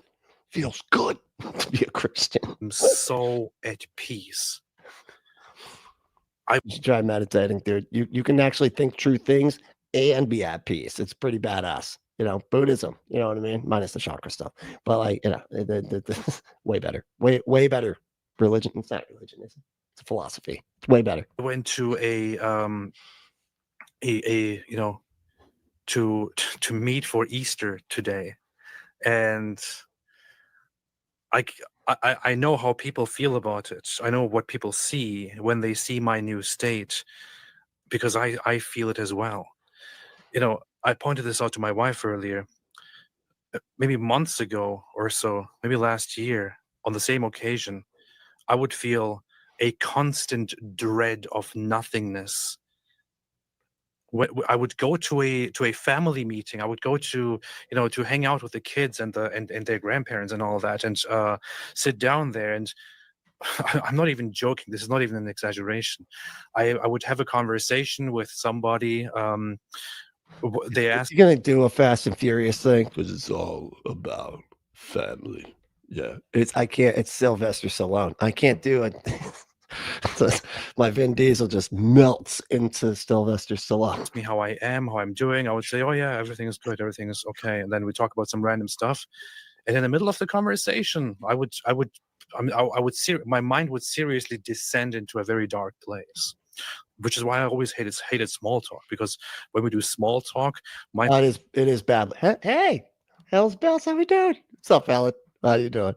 It's good to see you in there. Mind would quickly, when the other person talks, as I'm listening, descend into how meaningless and awful everything is, and how it would be such a relief to just die and go away. I don't. Wow. Okay. It's there's medications for that, and meditating. Meditating again helps. Cognitive behavioral therapy too. Actually, try the non-medicated directions first, and then go with the medication if that stuff doesn't pan out. I don't feel that way anymore. I feel happy. I feel joyful. It's crazy. I feel good. It's so weird, dude. I have the exact opposite experience. I was like, why don't I just end this stuff now? The only reason I didn't when I was a Christian was because I was like, well, then I can't go to heaven, but shit, there was a time, this is crazy, this is about to get dark, y'all. There was a time when I was so afraid that the rapture had happened because I couldn't find any of my family. The cars were in the driveway. Turned out they were at a friend's house that was on the next block. But as a little kid, I didn't know that. I woke up, got out, and I remember being like a 10-year-old kid contemplating that self-unalivement or whatever, because I was like, hell couldn't be as bad as being tortured by the what do you call those things? The locust things, right? All that, my dad loved Revelation. So like I knew everything about Revelation. So in my mind, I was like, that shit's worse than hell. Right. And if I got left behind, then it's probable that I'm going to go to hell anyway. So I might as well just get the hell out of here now. to get the hell out of here and go to hell. But yeah, that's the type of mentality that your religion causes sometimes, dude, for a kid. But yeah, man, but you're, geez, Louise, now that like I'm a skeptic and an atheist, dude, the world is my oyster. Are you kidding me? It's awesome. You can do, like, there's so many things that you can actually do now. Everything isn't breaking the damn rules. You can actually enjoy life. You can create art that isn't just about one fucking thing. That you have to, that ruins the art too, by the way. You got to keep talking about it, just messes it up. If you're like, Ed, doing a punk rock song about Jesus sucks, man. It's not good art. It's not good, not a good punk song, man. It sucks. So there is so much more to life, being a skeptic. Yeah, you gotta kind of handle some dark truths, sure, but the good stuff I think outweighs the dark truths by like a long shot. Holy hell. What is it? But what's the problem with this? Prove to us that it's better to be happy. Is that weird? You can be both, man. You can be both. You can be happy and also believe true things. Yes. And in fact, I'd argue that you're actually more happy when you don't have to lie and tell everybody that you are happy, even if you aren't, because that's baked into the religion, by the way. I don't know if that's, I don't know if I remember to mention that. You have to say that you're happy, even though you're not. You're going, I have the peace of Jesus. That's why I break down into like trauma tears every time I hear some magical sounding strings at church on Sundays, because of just the trauma's right on the surface. But I have the peace. Like you don't, you're just shoving everything down. And then when you get to church, you have like kind of an emotional release, since you're not allowed to do anything. You're not allowed to do, you don't have any kind of actual fun. So the only fun you get is pretending that you're hearing, that your undead carpenter ghost is tickling you when you sing songs about it. Yeah, you say it's dark. It's darker to feel that every day. Yeah. So continuing with my analogy, AP is like someone who's with a group of guys and they're all like, we're never gonna get married because we're not. What the fuck? Shut the dude, stop with the voices. I can't even understand what you're saying anymore. Not gonna marry the wrong woman who might turn out to be mean or something like that. We're never gonna commit. And then one of them says, you know what?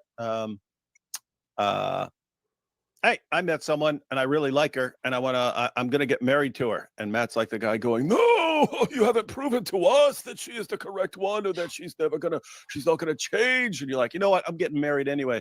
You're like, you were never one of us. You were never. Discount code is Brentley, by the way. Just so you know, Nicholas. Okay, so get it straight. All right, if you're gonna be telling people to buy the products from AdamandEve.com, maybe add my name. All right, Brentley. One of us. And you're like, hey guys, I'm way happier now.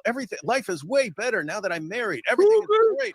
I'm so happy. Prove it. Prove to us that things are better now. I don't know. It's just a weird obsession with something that, even according to their own worldview, is completely absurdly meaningless and pointless. You spend your entire life. Suppose you just spent your entire life and you were the ultimate skeptic. Suppose you never believed anything.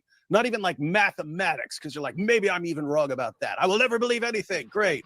That's not, again, dude, he has no idea what the hell he's talking about, even in the slightest bit. What do you win for all your skepticism? How is he doing debates against people, man? Why would Alex O'Connor even bother? Nothing. Nothing. Absolutely nothing. Oh, weird. There was no like subscribe and watch this other video thing that usually pops up on the end. Maybe you forgot to put it in there. I don't know. Oh, anyway, what else? What time we got here? Oh, I'm about to end anyway. Let me see.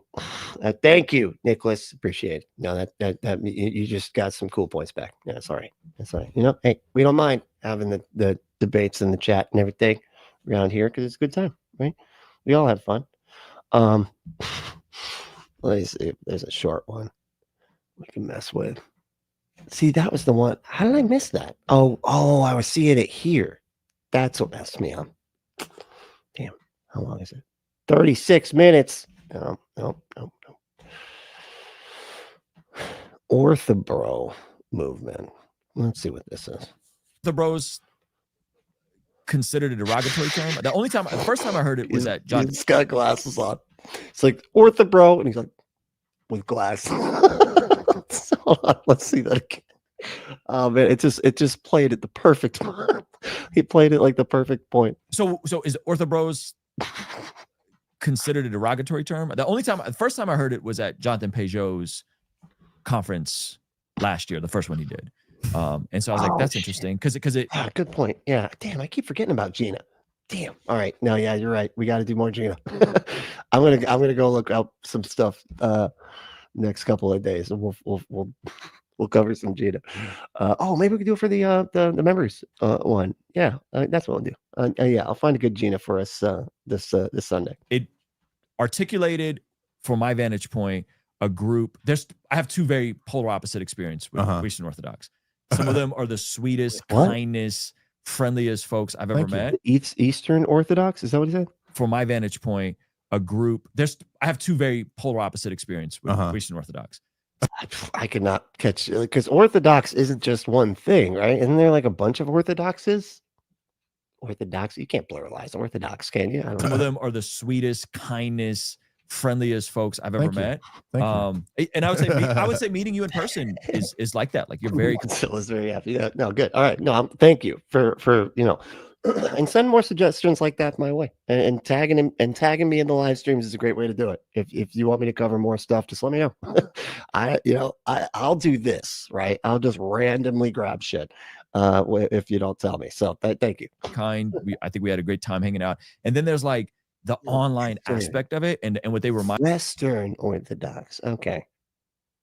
I don't know what that is. Me of, and I don't want to hypergeneralize, but it reminded me of the young Restless and Reform movement. Yeah.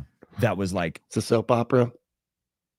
Christianity. I don't know. We would put them in the. They're all very passionate. Okay. A lot of drama in that denomination. Cage stage. Like, you're just like, you just became a Calvinist. Like, wasn't Young and the Restless the one? Wait, shit, what did he just say? Did I already like mix up my soap opera? Hypergeneralize, but it reminded me of the young Restless and Reform movement. Oh, Young and the Restless. Yeah, no, I got it. And like, wasn't that the one that was like had the supernatural shit in it? That was like the most awkward stuff where it was like a demon would possess people, and then like another one that was like a ghost and stuff. They just like went fully. It was like Melrose Place, but like if Melrose Place started getting like if like, oh fuck, damn, now I can't think right now. Megan like got abducted by aliens or something, in Melrose Place. Yeah, that was like, we would put them in the cage stage. Like, you're just like, you just became a Calvinist. Like, let's just put you in a cage so you don't hurt anybody. And it's like, it's one of those two. So like, every person I've met, whether it's Father Josiah, whether it's Jonathan Peugeot, whether it's Neil from Dirt Poor Robbins, whether it's even Father Harris, who's I don't know if it's appropriate to say, a bit more radical. I don't know any of these people at all. Who seems a bit more like dogmatic in some of his positions, are totally different than some of the community and the chatter online, right? Like, even in you saying, hey, you're coming on my podcast, and people were like,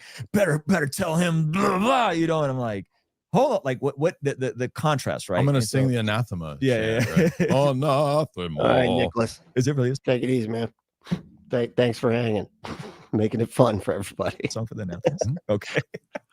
We'll get to the announcements. So anyway, derogatory term, are you kind of coined and viewed as the guy who kind of built this Ortho Bros community?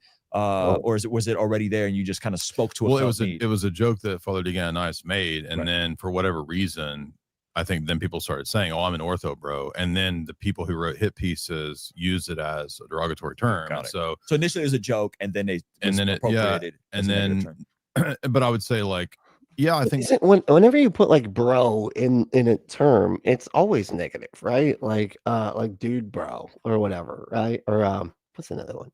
Oh man, what's it called? The fuck, I can't think of what it's called. It's like the oligarch, the bro-oligarch. I always mess it up because I'm like oligarch bro. No, that's not. It's bro-oligarch. That's it. you've got a full spectrum of like people who aren't orthodox who just put up profiles. I mean, I've even caught people who we know are not orthodox creating profiles to create nonsense. Right? Oh. So that happens. I will say your guy Philosopher for bro, debate me bro, right? There's another one. Like there's a lot of these dick bros. this cross is definitely Bro. the coolest aesthetic cross. I mean, anybody can create a Bro.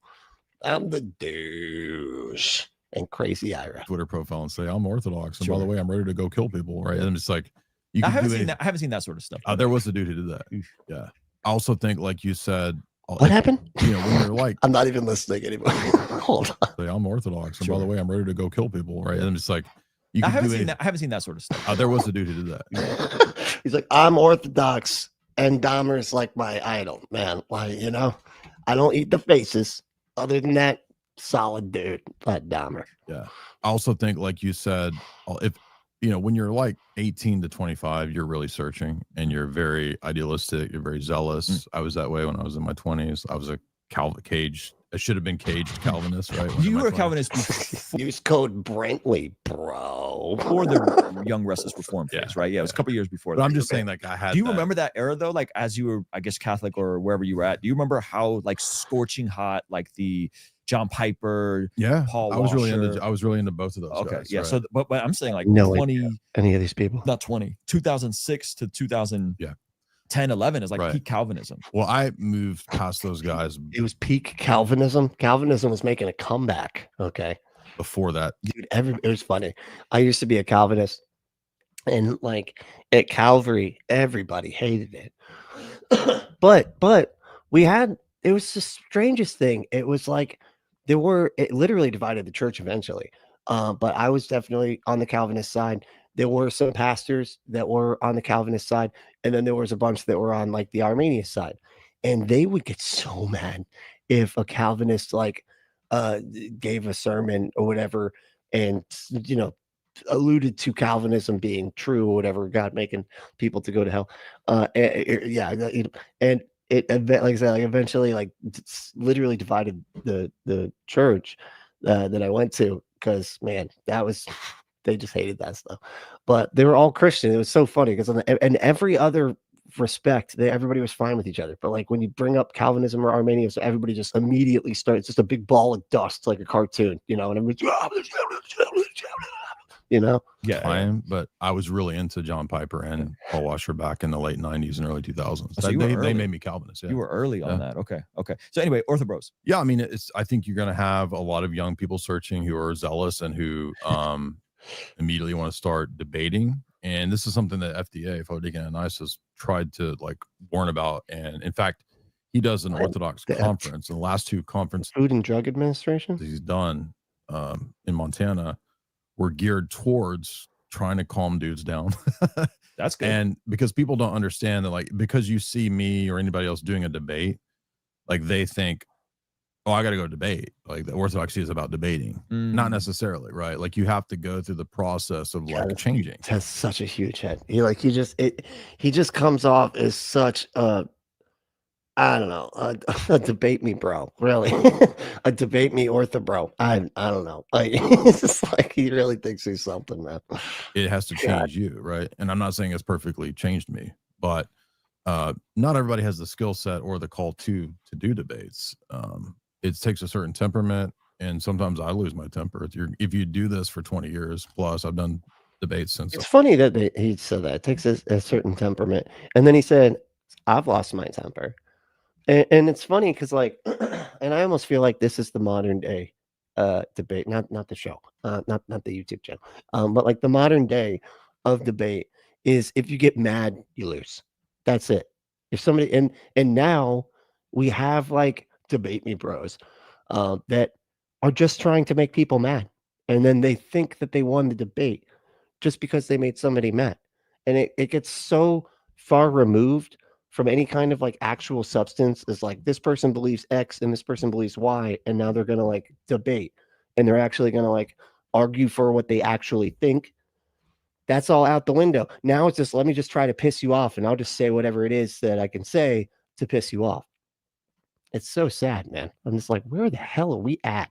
That was, I don't know, 20, 25 years. Yeah, you're humble brags all the time. Yep. You're gonna have times where you lose your temper, and it's gonna be hard.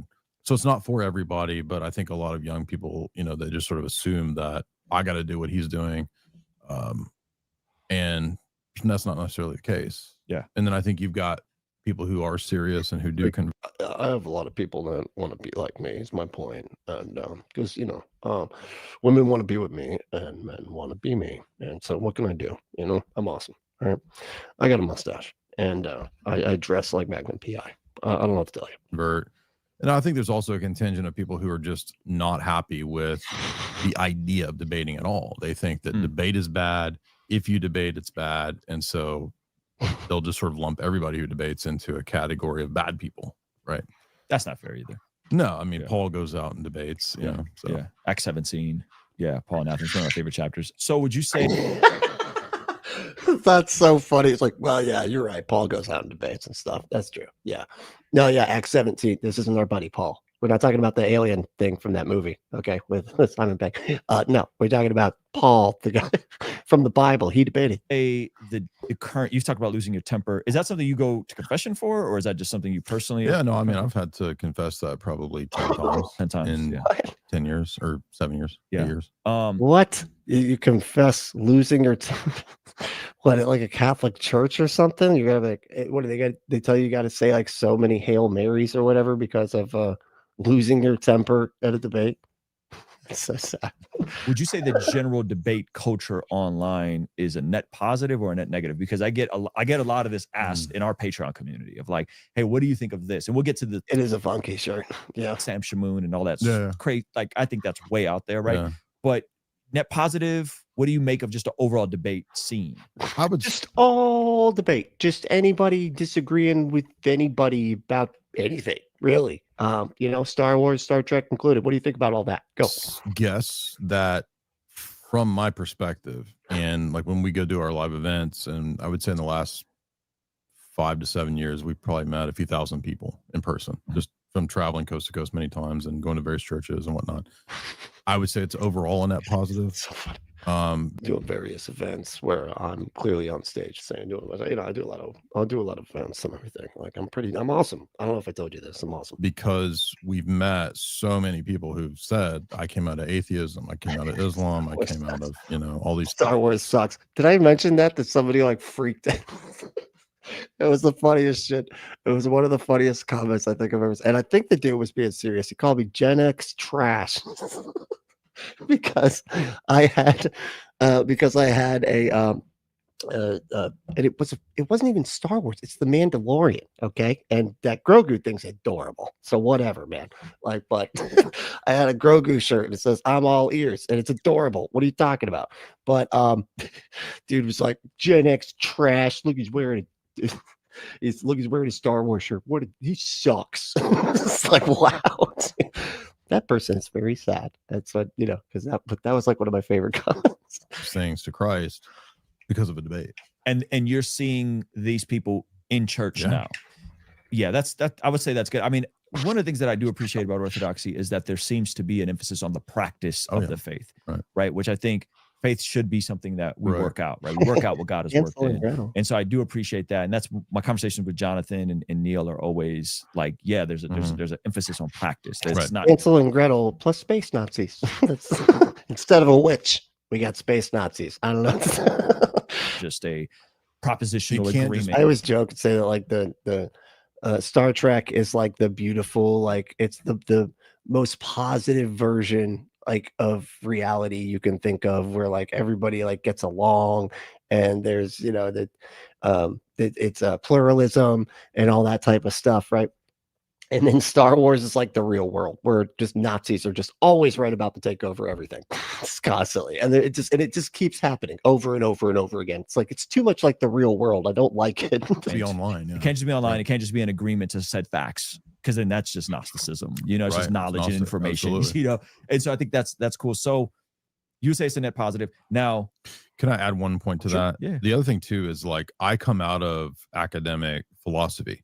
Yeah. So when I was in college, like you're expected to debate. I think maybe a lot of universities have moved away from this. absolutely, yeah. But like back in the 2000s when I was in Well, in philosophy, right? I mean, isn't that? I mean, I don't know as if it's every single academic field, right? Like, I don't know. Do medical doctors like debate each other about the medical science?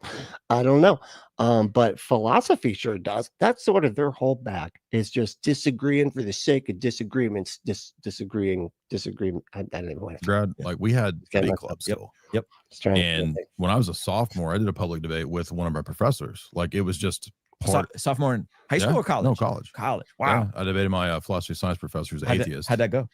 Well, I did tag and I think he lost. So Yeah, that's the only debate. That's the only argument you've got, man. I don't think I've ever heard him do any other like argument than tag. And I don't think any atheist who doesndon't know tag, right, Yeah. is going to do very well against the presuppositional argument. Yeah. But so I'm just saying I come out of the milieu of Which, if people, if anybody isn't familiar, the presuppositionalist argument or tag or whatever is basically just like a rubber and glue childlike debate, being like, well, if you can presuppose that reality is real and logic is logical, and that we are sharing a reality that we are debating within, if you can presuppose that stuff, I get to presuppose a God, I win.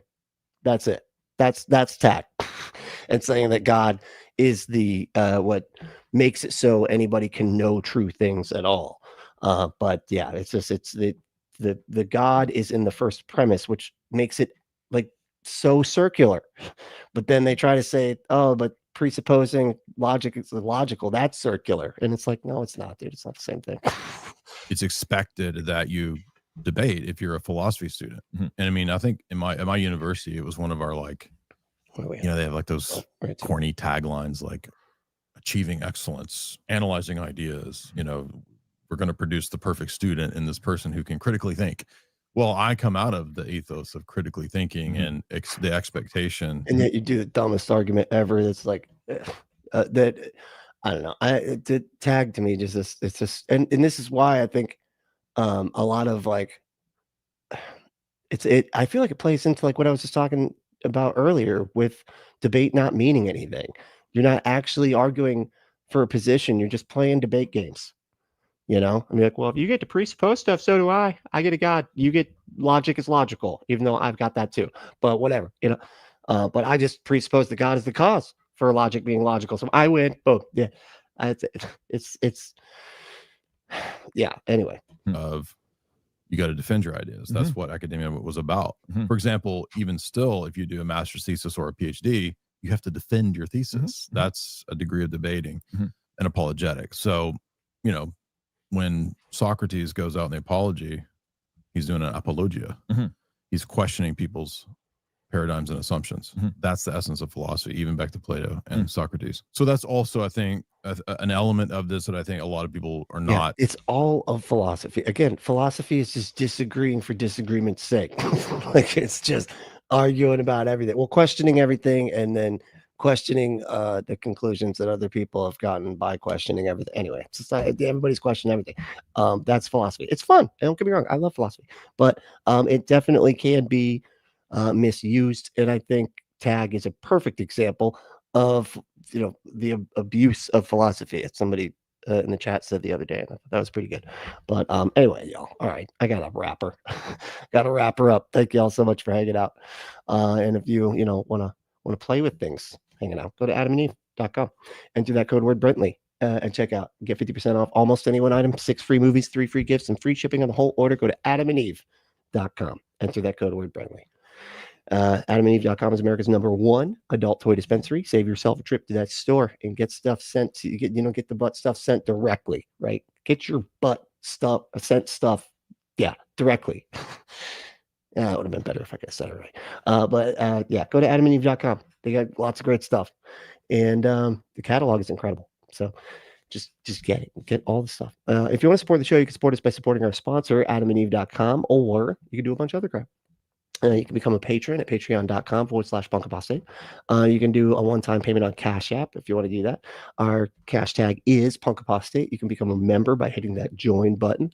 You can email me at punkapostate@gmail.com if there's anything you want to tell me about. Like I like hearing deconstruction stories and stuff like that, like what it was that caused you to deconstruct. Love that stuff.